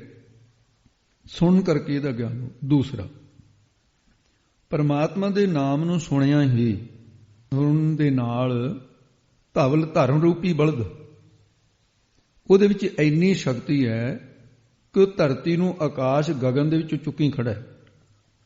ਇਹ ਧਰਮ ਰੂਪੀ ਬਲਦ ਹੈ, ਹੋਰ ਕੋਈ ਗਾਂ ਨੂੰ ਪੈਦਾ ਹੋਇਆ ਵਾ ਨਹੀਂ ਹੈ। ਧੌਲ ਧਰਮ ਦਇਆ ਕਾ ਪੂਤ। ਇਸ ਕਰਕੇ ਜਾਂ ਫਿਰ ਇਉਂ ਸਮਝੋ, ਸੁਣਿਆ ਪ੍ਰਭੂ ਦੇ ਨਾਮ ਨੂੰ ਸੁਣਿਆ ਸੁਣਨ ਕਰਕੇ ਹੀ ਇਹ ਜਿਹੜੀ ਸਾਡੀ ਬੁੱਧੀ ਹੈ ਧਰਤੀ ਦੀ ਨਿਆਈ ਹੈ। ਸਾਧ ਸੰਗਤ ਜੀ, ਜਿਹੜਾ ਸਾਡਾ ਹਿਰਦਾ ਹੈ ਇਹ ਆਕਾਸ਼ ਦੀ ਨਿਆਈ ਹੈ। ਧਰਤੀ ਰੂਪ ਬੁੱਧੀ, ਆਕਾਸ਼ ਰੂਪ ਹਿਰਦਾ, ਇਹ ਧਵਲ ਕੀ ਉੱਜਲ ਹੋ ਜਾਂਦੇ ਨੇ ਨਾਮ ਸੁਣਨ ਕਰਕੇ, ਪਵਿੱਤਰ ਹੋ ਜਾਂਦੇ ਨੇ। ਹੁਣ ਬੁੱਧੀ ਪਵਿੱਤਰ ਨਹੀਂ, ਹਿਰਦਾ ਪਵਿੱਤਰ ਨਹੀਂ। ਨਾਮ ਨੂੰ ਸੁਣਨ ਕਰਕੇ ਹੀ ਧਰਤੀ ਤੋਂ ਧੀਰਜ ਦਾ ਗੁਣ, ਖਿਮਾ ਦਾ ਗੁਣ, ਧਰਮ ਰੂਪੀ ਧਵਲ ਬੈਲ ਤੋਂ ਨਿਮਰਤਾ ਦਾ ਗੁਣ, ਆਕਾਸ਼ ਤੋਂ ਅਸੰਗਤਾ ਦਾ ਗੁਣ, ਇਹ ਗੁਣ ਪ੍ਰਾਪਤ ਹੋ ਜਾਂਦੇ। ਸੁਣਨ ਕਰਕੇ ਹੋਣਗੇ ਨਾ। ਇਹ ਭਾਈ ਆਕਾਸ਼ ਨਿਰਖੋਭ ਹੈ, ਤੇ ਤੁਹਾਡੀ ਬਿਰਤੀ ਇਸ ਤਰ੍ਹਾਂ ਦੀ ਹੋ ਜਵੇ, ਉਹਦੇ ਕਾਮ ਕਰੋ ਆਦਿ ਖੋਬਣ ਨਾ। ਧਰਤੀ ਵਿੱਚ ਧੀਰਜਤਾ ਦਾ ਗੁਣ ਹੈ, ਅਸੰਗਤਾ ਦੇ ਗੁਣ, ਧੀਰਜਤਾ ਦੇ ਗੁਣ, ਖਿਮਾ ਦੇ ਗੁਣ, ਇਹ ਸਾਰੇ ਨਾਮ ਨੂੰ ਸੁਣ ਕਰਕੇ ਪ੍ਰਾਪਤ ਹੁੰਦੇ ਨੇ। ਜਾਂ ਫਿਰ ਵਾਹਿਗੁਰੂ ਦਾ ਜਿਹੜਾ ਨਾਮ ਹੈ ਉਹਨੂੰ ਸੁਣਨ ਕਰਕੇ ਧਰਤ ਪ੍ਰਿਥਵੀ ਧਵਲ, ਧਰਤ ਨੂੰ ਚੱਕਣ ਵਾਲਾ ਜਿਹੜਾ ਧਰਮ ਰੂਪੀ ਆਕਾਸ਼ ਗਗਨ ਦੇ, ਇਹਨਾਂ ਦੇ ਅਭਿਮਾਨੀ ਦੇਵਤੇ, ਉਹ ਪ੍ਰਭਤਾ ਨੂੰ ਪ੍ਰਾਪਤ ਹੋਏ। ਵਾਹਿਗੁਰੂ ਦੇ ਨਾਮ ਸੁਣਿਆ ਸੁਣਨ ਕਰਕੇ ਧਰਤੀ ਨਿਰਾਧਾਰ ਖੜੀ ਹੈ। ਧਵਲ ਧਰਮ ਰੂਪੀ ਧੌਲ ਬਲਦ ਧਰਤੀ ਦਾ ਭਾਰ ਚੁੱਕੀ ਖੜਾ ਹੈ, ਧਰਮ ਰੂਪੀ ਬਲਦ। ਆਕਾਸ਼ ਸਵਰਗ ਲੋਕ, ਬ੍ਰਹਮ ਲੋਕ, ਆਕਾਸ਼ ਦੇ ਵਿੱਚ ਨਿਰਾਸਰੀ ਖੜੇ ਨੇ। ਇਹ ਨਾਮ ਦਾ ਹੀ ਮਹਾਤਮ ਹੈ। ਸੁਖਮਨੀ ਸਾਹਿਬ ਦੇ ਗੁਰੂ ਅਰਜਨ ਦੇਵ ਜੀ ਨੇ ਉਹ ਸਾਰੀ ਪੌੜੀ ਨਹੀਂ ਕੋਈ, ਨਾਮ ਕੇ ਧਾਰੇ, ਇਹ ਸਾਰੇ ਨਾਮ ਦੇ ਆਸਰੇ। ਨਾਮ ਕੇ ਧਾਰੇ ਆਗਾਸ ਪਾਤਾਲ, ਨਾਮ ਕੇ ਧਾਰੇ ਸਗਲ ਆਕਾਰ, ਨਾਮ ਕੇ ਧਾਰੇ ਪੁਰੀਆਂ ਸਭ ਭਵਨ, ਨਾਮ ਕੇ ਸੰਗ ਉਧਰੇ ਸੁਨ ਸਰਵਨ। ਪ੍ਰਭੂ ਦੇ ਨਾਮ ਨੂੰ ਸੁਣ ਕੇ ਦੇਹ ਰੂਪੀ ਧਰਤੀ ਧਵਲ ਕੀ ਉਜਲੀ ਪਵਿੱਤਰ ਹੋ ਜਾਂਦੀ ਹੈ। ਹਿਰਦੇ ਰੂਪੀ ਆਕਾਸ਼ ਵਿੱਚ ਨਾਮ ਦਾ ਸਰਵਣ ਕਰਨ ਕਰਕੇ ਤੇ ਉਹ ਪਰਮੇਸ਼ਰ ਵਾਹਿਗੁਰੂ, ਉਹਦੇ ਨਾਮ ਨੂੰ ਸੁਣਿਆ ਸਰਵਣ ਕਰਨ ਵਾਲੇ ਬ੍ਰਹਮ ਬੇਤਿਆਂ ਦਾ ਧਰਤੀ ਆਕਾਸ਼ ਵਿੱਚ ਧਵਲ ਉਜਲ ਜਸ ਹੋਇਆ ਉਹਨਾਂ ਦਾ। ਤੋ ਇਸ ਪ੍ਰਕਾਰ ਧਰਮੀ ਪੁਰਸ਼ ਧਰਤੀ ਤੇ ਆਕਾਸ਼ ਵਿੱਚ ਪ੍ਰਭੂ ਦਾ ਨਾਮ ਸੁਣਿਆ ਸੁਣਦੇ ਨੇ। ਉਹਨਾਂ ਨੂੰ ਸਾਰੀ ਜਗ੍ਹਾ ਹੀ ਦਿਖਦਾ ਹੈ, ਧਰਤ ਪਾਤਾਲ ਆਕਾਸ਼ ਹੈ ਮੇਰੀ ਜਿੰਦੜੀਏ, ਸਭ ਹਰ ਹਰ ਨਾਮ ਧਿਆਵੈ ਰਾਮ। ਸੁਣਨ ਦੇ ਉੱਤੇ ਸਤਸੰਗ ਦੇ ਵਿੱਚ ਕੀ ਹੁੰਦਾ ਹੈ? ਪਰਮਾਤਮਾ ਦਾ ਜਸ ਸੁਣਿਆ ਜਾਂਦਾ। ਪੁਰਾਣਾਂ ਦੇ ਵਿੱਚ ਕਥਾ ਹੁੰਦੀ ਹੈ ਕਿ ਇੱਕ ਵਾਰੀ ਵਿਸ਼ਵਾਮਿੱਤਰ ਜੀ ਜਿਹੜੇ ਭਗਵਾਨ ਰਾਮਚੰਦਰ ਜੀ ਦੇ ਸ਼ਸਤਰ ਵਿਦਿਆ ਦੇ ਗੁਰੂ ਹੋਏ, ਜਿਹੜੇ ਵਸ਼ਿਸ਼ਟ ਜੀ ਹੋਏ ਹੈ ਇਹ ਬ੍ਰਹਮ ਵਿਦਿਆ ਦੇ ਗੁਰੂ ਹੋਏ ਹੈ। ਰਾਮਚੰਦਰ ਜੀ ਦੇ ਦੋਨੋਂ ਗੁਰੂ ਸੀ, ਪਰ ਇਹਨਾਂ ਦੀ ਆਪਸ ਵਿੱਚ ਹੀ ਥੋੜਾ ਜਿਹਾ ਮਤਭੇਦ ਸੀ, ਹੁੰਦੇ ਰਹਿੰਦੇ ਨੇ, ਰਿਸ਼ੀਆਂ ਦੇ ਵੀ ਸੰਤਾਂ ਭਗਤਾਂ ਦੇ ਵੀ। ਤੇ ਉਹ ਬਿਰਤੀ ਦਾ ਫਰਕ ਹੁੰਦਾ ਹੈ, ਕਿਤੇ ਰਜੋਗੁਣ ਪ੍ਰਧਾਨ, ਕਿਤੇ ਤਮੋਗੁਣ। ਬਿਰਤੀਆਂ ਦੀ ਲੜਾਈ ਹੈ, ਸਾਧੂਆਂ ਦੀ ਲੜਾਈ ਨਹੀਂ ਹੈ। ਮਨ ਦੇ ਵੈਰ ਭਾਵ ਨੂੰ ਛੱਡ ਕੇ ਇੱਕ ਸਮਾਂ ਇਹੋ ਜਿਹਾ ਆਇਆ ਕਿ ਉਹਨੇ ਸੋਚਿਆ ਵੀ ਮੈਂ 101 ਪੁੱਤ ਵੀ ਮਾਰਿਆ ਇਹਦਾ, ਇਹਨੇ ਫਿਰ ਵੀ ਮੈਨੂੰ ਬੁਰਾ ਨਹੀਂ ਕਿਹਾ। ਤੇ ਇੱਕ ਦਿਨ ਫਿਰ ਦਰਸ਼ਨ ਕਰਨ ਵਾਸਤੇ ਆਉਂਦਾ ਹੈ। ਜਦੋਂ ਆਇਆ ਨੇੜੇ, ਫਿਰ ਮਨ ਦੇ ਵਿੱਚ ਸੋਚਿਆ, ਮਨਾ ਸਾਧੂਆਂ ਦੀ ਮਰਿਆਦਾ ਹੈ, ਸ਼ਾਸਤਰਾਂ ਦੇ ਵਿੱਚ ਲਿਖਿਆ ਹੋਇਆ ਵੀ ਖਾਲੀ ਹੱਥ ਨਹੀਂ ਜਾਣਾ ਚਾਹੀਦਾ। ਮੈਂ ਭੇਟਾ ਤੋਂ ਰਿਕਤ ਪਾਨ ਦਰਸੇ ਨਹੀਂ, ਭੂ ਭਿਖ ਗੁਰਦੇਵ, ਫਲ ਦੀਏ ਫਲ ਪਾਈਏ, ਫਲੇ ਨਾ ਫਲ ਬਿਨ ਸੇਵ। ਮੈਂ ਖਾਲੀ ਹੱਥ ਆ ਗਿਆ। ਉਹਨੇ ਕਿਹਾ ਵੀ ਚਲੋ ਕੋਈ ਬਾਤ ਨਹੀਂ, ਜੇ ਦੁਨਿਆਵੀ ਭੇਟਾ ਨਹੀਂ, ਪਦਾਰਥ ਨਹੀਂ, ਤਾਂ ਮੇਰੇ ਕੋਲ ਤਪੱਸਿਆ ਦਾ ਬਲ ਬਹੁਤ। ਉਹ ਜਦ ਮੱਥਾ ਟੇਕਣ ਲੱਗਿਆ ਉਹਨੇ ਕਿਹਾ, ਹੇ ਮੁਨੀਵਰ, ਮੈਂ ਸੰਸਾਰ ਦੀ ਭੇਟਾ ਦਾ ਨਹੀਂ ਕੋਈ ਲੈ ਕੇ ਆਇਆ, ਮੈਂ ਤਪੱਸਿਆ ਬੜੀ ਕੀਤੀ ਹੈ ਵੀ 58,000 ਵਰ੍ਹੇ ਦੀ ਤਪੱਸਿਆ ਦਾ ਫਲ ਮੈਂ ਤੈਨੂੰ ਮੱਥਾ ਟੇਕਣ ਦੇ ਨਾਲ ਹੀ ਦਿੰਦਾ ਕਿ ਤੈਨੂੰ ਮਿਲੇਗਾ ਇਹਦਾ ਫਲ, ਇਹ ਤੇਰੀ ਦਰਸ਼ਨੀ ਭੇਟ ਹੈ। ਹੁਣ ਮਰਜ਼ਾਦਾ ਹੈ ਵੀ ਜੇ ਕੋਈ ਲੈਣ ਦੇਣ ਦੇ ਵਿੱਚ ਦੂਸਰਾ ਵੀ ਕਹਿੰਦਾ ਵੀ ਜੇ ਇਹਨੇ ਮੈਨੂੰ ਕੁਛ ਦਿੱਤਾ ਮੈਂ ਇਹਨੂੰ ਖਾਲੀ ਨਾ ਮੋੜਾਂ। ਉਹ ਕਹਿਣ ਲੱਗੇ, ਇਹ ਮੁਨੀਵਰ, ਜੇ ਤੂੰ ਐਡਾ ਵੱਡਾ ਦਿਲ ਦਿਖਾਇਆ ਹੈ, 58,000 ਵਰ੍ਹੇ ਤਪੱਸਿਆ ਦਾ ਫਲ ਤੂੰ ਮੈਨੂੰ ਮੱਥਾ ਟੇਕ ਦਿੱਤਾ ਹੈ, ਕਹਿੰਦੇ ਫਿਰ ਮੈਂ ਤੈਨੂੰ ਵੀ ਭੇਟਾ ਦੇਣਾ, ਤੇ ਮੈਂ ਤੈਨੂੰ ਦੇਣਾ ਵੀ 4 ਘੜੀ ਸਤ ਸੰਗਤ ਦੇ ਵਿੱਚ ਨਾਮ ਦੇ ਸੁਣੇ ਦਾ ਮਹਾਤਮ ਮੈਂ ਤੈਨੂੰ ਬਖਸ਼ਿਆ। ਹੁਣ ਉਹਦੇ ਮਨ ਦੇ ਵਿੱਚ ਫਿਰ ਖਿਆਲ ਆਇਆ, ਉਹ ਕਹਿਣ ਲੱਗਾ, ਹੇ ਮੁਨੀਵਰ, ਵੀ ਜੇ ਤੁਸੀਂ ਨਹੀਂ ਦੇਣਾ ਨਾ ਦਿੰਦੇ ਭਾਵੇਂ, ਪਰ ਤੁਸੀਂ ਇਹ ਮੇਰੀ ਐਡੀ ਵੱਡੀ ਭੇਟਾ ਦੇ ਬਰਾਬਰ ਛੋਟੀ ਜਿਹੀ ਭੇਟਾ ਦੇ ਕੇ ਮੇਰਾ ਅਪਮਾਨ ਕਰ ਦਿੱਤਾ। ਉਹ ਵਿਆਹਾਂ ਦੇ ਵਿੱਚ ਦੇਖਿਆ ਨਾ, ਆਮ ਬੀਬੀਆਂ ਦਾ ਖਿਆਲ ਹੁੰਦਾ ਹੈ, ਅਖੇ ਜੀ ਜਦੋਂ ਸਾਡੀ ਵਾਰੀ ਸੀ ਅਸੀਂ ਵਧੀਆ ਵਧੀਆ ਸੂਟ ਦਿੱਤੇ, ਇਹ ਹੁਣ ਇਹਦੀ ਵਾਰੀ ਆਈ, ਕਹਿੰਦੇ ਆ ਲੈ ਗਰੀਬਾਂ ਨੂੰ ਦੇਣ ਵਾਲਾ ਬਣੀ, ਇਹੋ ਜਿਹਾ ਮੱਥੇ ਮਾਰ ਦਿੱਤਾ ਹੁੰਦਾ ਨਾ ਇਹ। ਹੁਣ ਉਹ ਕਹਿਣ ਲੱਗੇ, ਮੈਂ ਐਡੀ ਵੱਡੀ ਭੇਟਾ 58,000 ਸਾਲ ਦੀ ਤਪੱਸਿਆ ਦਾ ਫਲ ਦਿੱਤਾ ਹੈ, ਇਹ ਤੁਸੀਂ 4 ਘੜੀਆਂ। ਵਸਿਸ਼ਠ ਜੀ ਹੱਸ ਕੇ ਕਹਿੰਦੇ, ਵਿਸ਼ਵਾਮਿੱਤਰ ਜੀ, ਅਸਲ ਦੇ ਵਿੱਚ ਜਦੋਂ ਬੰਦਾ ਖੁਸ਼ ਹੁੰਦਾ ਹੈ ਤੇ ਉਹ ਖੁਸ਼ੀ ਦੇ ਵਿੱਚ ਕਈ ਵਾਰੀ ਕਾਹਲ ਕਰ ਬੈਠਾ, ਕਹਿੰਦੇ ਮੈਂ ਵੀ ਕਾਹਲ ਕਰ ਬੈਠਾ, ਕਹਿੰਦੇ ਵੈਸੇ ਐਡੇ ਵੱਡੇ ਫਲ ਦੀ ਤੈਨੂੰ ਦੇਣ ਦੀ ਲੋੜ ਨਹੀਂ ਸੀ ਤੇਰੇ ਮੁਕਾਬਲੇ 'ਚ ਤਾਂ, ਪਰ ਮੈਂ ਖੁਸ਼ ਹੋ ਕੇ ਕਹਿੰਦੇ ਜ਼ਿਆਦਾ ਦੇ ਬੈਠਾ ਤੈਨੂੰ। ਉਹ ਕਹਿੰਦਾ ਮੈਂ ਕਹਿੰਦਾ ਘੱਟ ਦਿੱਤਾ, ਤੂੰ ਕਹਿੰਦਾ ਵੱਧ ਦਿੱਤਾ। ਆਪਣੀ ਆਪਣੀ ਚੀਜ਼ ਨੂੰ ਤਾਂ ਦੁਨੀਆ ਸਲਾਉਂਦੀ ਹੈ, ਇਹਦਾ ਨਿਆਂ ਕਹਿੰਦੇ ਵੀ ਇਹਦਾ ਨਿਆਂ ਤਾਂ ਕੋਈ ਹੋਰ ਹੀ ਕਰ ਸਕਦਾ। ਕਿੱਥੇ ਚਲੋ ਜੀ, ਕਹਿੰਦੇ ਆਪਾਂ ਚੱਲਦੇ ਹਾਂ ਬ੍ਰਹਮਣ ਜੀ ਦੇ ਕੋਲ। ਬ੍ਰਹਮਣ ਕੋਲ ਗਏ, ਕਹਿੰਦੇ ਜੀ ਆਹ ਸਾਡਾ ਝਗੜਾ ਦੋਨਾਂ ਦਾ, ਵੀ ਝਗੜਾ ਏਕ ਨਿਬੇੜੋ ਰਾਮ, ਨਿਬੇੜੋ। ਬ੍ਰਹਮਣ ਨੇ ਦੇਖਿਆ ਵੀ ਜਿਹਦੇ ਪੱਖ ਦੀ ਗੱਲ ਚਲੀ ਗਈ ਮੇਰੇ ਫੈਸਲੇ 'ਚ, ਉਹਨੇ ਮੇਰੇ ਤੇ ਫਿਰ ਗੁੱਸਾ ਨਾ ਹੋ ਸਕਦਾ ਸਰਾਫ ਹੀ ਦੇ ਦੇਣ, ਮੈਂ ਤਾਂ ਇਹ ਝਗੜੇ ਨਾ, ਸਿਆਣਾ ਬੰਦਾ ਕਿਸੇ ਦੇ ਝਗੜੇ 'ਚ ਨਹੀਂ ਆਉਂਦਾ। ਉਹ ਕਹਿੰਦਾ ਵੀ ਐਂ ਕਰੋ ਤੁਸੀਂ, ਵੀ ਮੇਰਾ ਤਾਂ ਕੰਮੇ ਨਹੀਂ ਤਪੱਸਿਆ ਕਰਨ ਦਾ, ਮੇਰਾ ਕੰਮੇ ਨਹੀਂ ਨਾਮ ਜਪਣਾ ਜਪਾਉਣਾ, ਮੈਂ ਤਾਂ ਭਾਂਡੇ ਸਾਜਣ ਵਾਲਾ, ਬਈ ਨਾਮ ਦਾ ਮਹਾਤਮ ਸੁਣਨ ਦਾ ਸ਼ਿਵ ਜੀ ਜਾਣਦਾ ਹੈ। ਨਾਮ ਮਹਾਤਮ ਸ਼ੰਕਰ ਜਾਣਤ, ਘੋਰ ਹਲਾਲ ਲੀਏ ਪਚਾਈ। ਉਹਨੂੰ ਪਤਾ ਹੈ ਨਾਮ ਦੇ ਮਹਾਤਮ। ਇਹ ਸ਼ਿਵ ਜੀ ਕੋਲ ਚਲੇ ਗਏ, ਕਹਿੰਦੇ ਜੀ ਆਹ ਝਗੜਾ ਹੈ, ਨਿਬੇੜੋ। ਉਹਨੇ ਕਿਹਾ ਵੀ ਕੰਮ ਗੜਬੜਾ ਹੈ, ਵੀ ਇਹ ਰਿਸ਼ੀ ਨੇ, ਮੈਂ ਕਾਹਨੂੰ ਨਾਰਾਜ਼ ਕਰਨਾ ਹੈ। ਉਹ ਕਹਿੰਦਾ ਜੀ ਦੇਖੋ ਮੇਰੀ ਬਿਰਤੀ ਤਮੋਗੁਣ ਹੈ, ਬਈ ਗੱਲ ਇਹ ਹੈ ਵੀ ਇਹ ਕੰਮ ਤਾਂ ਸਤੋਮੀ ਬਿਰਤੀ ਵਾਲਾ ਹੀ ਦੱਸ ਸਕਦਾ, ਇਹ ਨਿਆਂ ਉਹ ਕਰੂਗਾ, ਤੁਸੀਂ ਵਿਸ਼ਨੂੰ ਜੀ ਦੇ ਕੋਲ ਚਲੇ ਜਾਓ। ਉਹ ਵਿਸ਼ਨੂੰ ਜੀ ਕੋਲ ਆ ਗਏ। ਵਿਸ਼ਨੂੰ ਜੀ ਨੇ ਵੀ ਉਹੀ ਸੋਚਿਆ ਕਿ ਮੈਂ ਤਾਂ ਸਾਰਿਆਂ ਦਾ ਸਾਂਝਾ ਹਾਂ, ਵੀ ਰਿਸ਼ੀਆਂ ਦੇ ਕਲੇਸ਼ ਦੇ ਵਿੱਚ ਮੈਂ ਕਾਹਨੂੰ ਪਵਾਂ। ਉਹ ਕਹਿੰਦੇ ਭਾਈ ਦੇਖੋ, ਨਾਲ ਇਹ ਵੀ ਗੁਪਤ ਰੱਖੀ ਗੱਲ। ਭਗਵਾਨ ਜੀ ਨੇ ਸੋਚਿਆ ਵੀ ਮੈਂ ਨਾਮ ਦਾ ਮਹਾਤਮ ਇਹ ਆਪ ਕਹਾਂ, ਇਹ ਗੱਲ ਨਹੀਂ ਬਣਦੀ। ਉਹ ਕਹਿੰਦੇ ਵੀ ਜੀ ਨਾਮ ਦਾ ਮਹਾਤਮ ਤੁਸੀਂ ਇੱਕ ਬੰਦਾ ਦੱਸ ਸਕਦਾ ਹੈ, ਹੋਰ ਕੋਈ ਰਿਸ਼ੀ ਮੁਨੀ ਤੇ ਨਹੀਂ ਦੱਸ ਹੋਣਾ, ਆਹ ਇਹ 7 3 ਤੋਂ ਕਿਸੇ ਨੂੰ ਦੱਸ ਹੋਏ। ਕਹਿੰਦੇ ਕੌਣ? ਕਹਿੰਦੇ ਵੀ ਸ਼ੇਸ਼ਨਾਗ ਕੋਲ ਚਲੇ। ਉਹ ਨਿਤ 1000 ਨਵੇਂ ਨਾਮ ਰੱਖ ਕੇ 2000 ਸ਼ੇਸ਼ਨਾਗ ਸਿਰ ਸਹਿਸ ਮਨਾਈ, 2 ਸ਼ਾਂਸ ਰਸਨਾ ਸੁਹਾਈ, ਰੜਕ ਅਵ ਲਗੇ ਨਾਮ ਪਾਰਾ ਤੁਮਰਾ ਤਉ ਨ ਪਾਵਤ ਪਾਰ। ਵੀ ਤੁਸੀਂ ਉਹਦੇ ਕੋਲ ਚਲੇ। ਉੱਥੇ ਚਲੇ ਗਏ। ਉਹ ਹੁਣ ਵੱਡਾ ਭਗਤ ਹੈ, ਧਰਤੀ ਦੀ ਜ਼ਿੰਮੇਵਾਰੀ ਵੀ ਸਹੀ ਚੱਕਰ ਕੱਟੇ, ਸਹੀ ਚੱਕਰ ਘੁੰਮੇ, ਦਿਨ ਰਾਤ ਉਹਦੇ ਨਾਲ ਬਣਦੇ ਨੇ, ਤੇ ਧਰਤੀ ਖਿਲਰ ਨਾ ਜਾਏ, ਫਟ ਨਾ ਜਾਏ। ਇਹ ਸਾਰੀ ਜ਼ਿੰਮੇਵਾਰੀ ਸ਼ੇਸ਼ਨਾਗ, ਜਿਹੜਾ ਪ੍ਰਾਣਾਧਾਰੀ ਇੱਕ ਦੇਵਤਾ, ਬਹੁਤ ਵੱਡਾ ਭਗਤ ਹੈ, ਰੱਬ ਦਾ ਸਭ ਤੋਂ ਵੱਡਾ ਭਗਤ ਕਹਿ ਰਹੀ। ਤੇ ਉਹਨੂੰ ਜਾ ਕੇ ਕਹਿਣ ਲੱਗੇ ਜੀ ਸਾਡਾ ਝਗੜਾ ਭਗਵਾਨ ਜੀ ਨੇ ਭੇਜਿਆ। ਉਹ ਕਹਿੰਦੇ ਜੀ ਗੱਲ ਇਹ ਹੈ, ਮੈਨੂੰ ਤਾਂ ਵੇਲ ਹੀ ਨਹੀਂ ਹੈ, ਪਹਿਲਾਂ ਤੁਸੀਂ ਐਂ ਕਰੋ ਵੀ ਮੇਰੀ ਧਰਤੀ ਦਾ ਭਾਰ ਜਿਹੜਾ ਸਾਰਾ ਕੰਟਰੋਲ ਹੈ, ਇਹ ਆਪਣੀ ਤਪੱਸਿਆ ਦੇ ਨਾਲ, ਨਾਮ ਮਹਾਤਮਾ ਨਾਲ, ਪਹਿਲਾਂ ਤੁਸੀਂ ਇਹਨੂੰ ਸੰਭੋ। ਮੈਂ ਮੇਰੇ ਜਿਹਦੇ ਸਿਰ ਤੇ ਪੰਡ ਚੱਕੀ ਹੋਵੇ ਇਹਨੂੰ ਕੋਈ ਗੱਲ ਨਹੀਂ ਪਾਵੇ। ਉਹ ਕਹਿੰਦਾ ਵੀ ਭਾਈ ਠਹਿਰ ਜਾ, ਮੈਂ ਪੰਡ ਸੁੱਟ ਕੇ ਹੀ ਗੱਲ ਕਰ ਸਕਦਾ। ਉਹ ਕਹਿੰਦਾ ਵੀ ਆਹ ਸਮਝ। ਕਹਿੰਦੇ ਜੀ ਠੀਕ ਹੈ। ਵਿਸ਼ਵਾਮਿੱਤਰ ਕਹਿੰਦਾ ਵੀ 58,000 ਵਰਾ ਜੋ ਮੈਂ ਤਪ ਕਰਿਆ ਹੈ, ਮੈਂ ਉਹਦੀ ਸ਼ਕਤੀ ਦੇ ਨਾਲ ਧਰਤੀ ਦਾ ਕੰਟਰੋਲ ਕਰੂੰਗਾ। ਜਦੋਂ ਕਰਨ ਲੱਗਾ ਧਰਤੀ ਲੱਗੀ ਖਿਲਰਨ, ਉਹ ਕਹਿਣ ਲੱਗਾ ਵੀ ਤੇਰੀ ਤਾਂ 58 ਵਰੇ ਦੀ ਤਪੱਸਿਆ ਕਿਸੇ ਕੰਮ ਦੀ ਨਹੀਂ ਹੈ।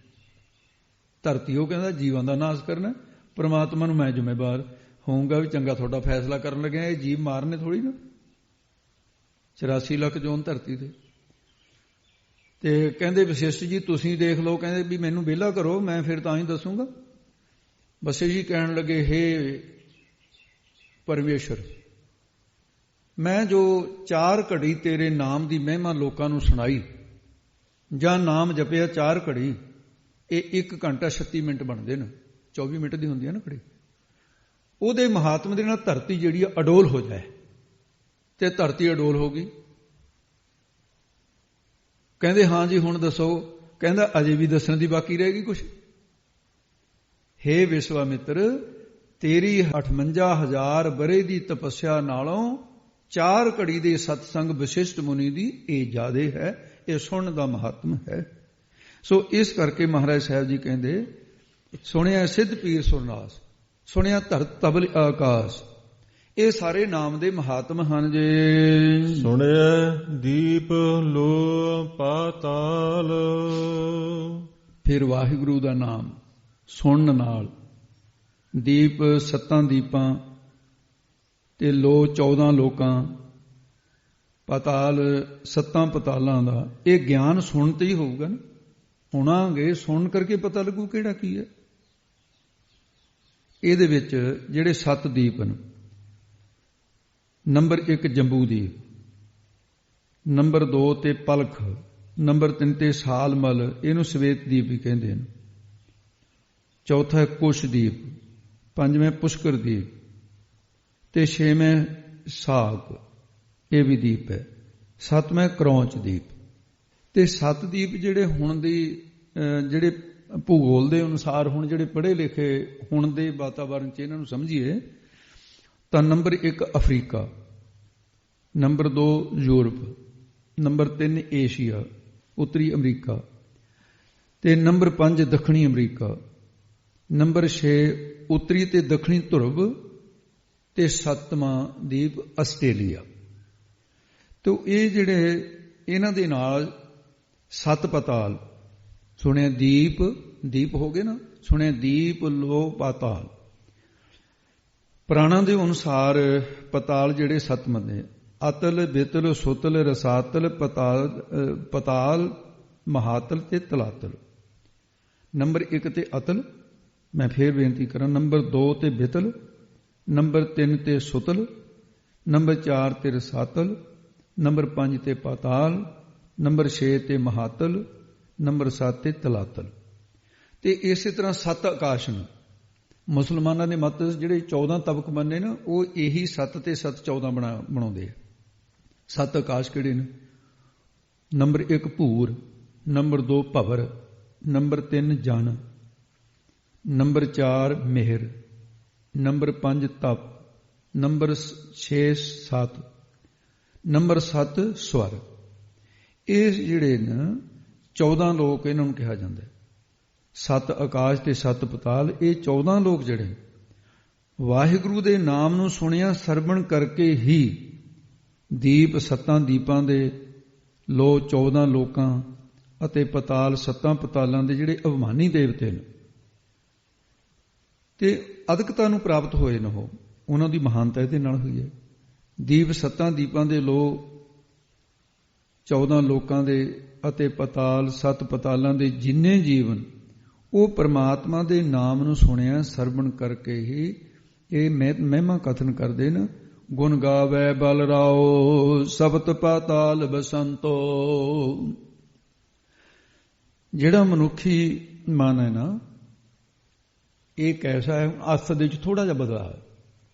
ਇਹ ਦੀਪ ਕੀ ਹੈ? ਦੀਵਾ।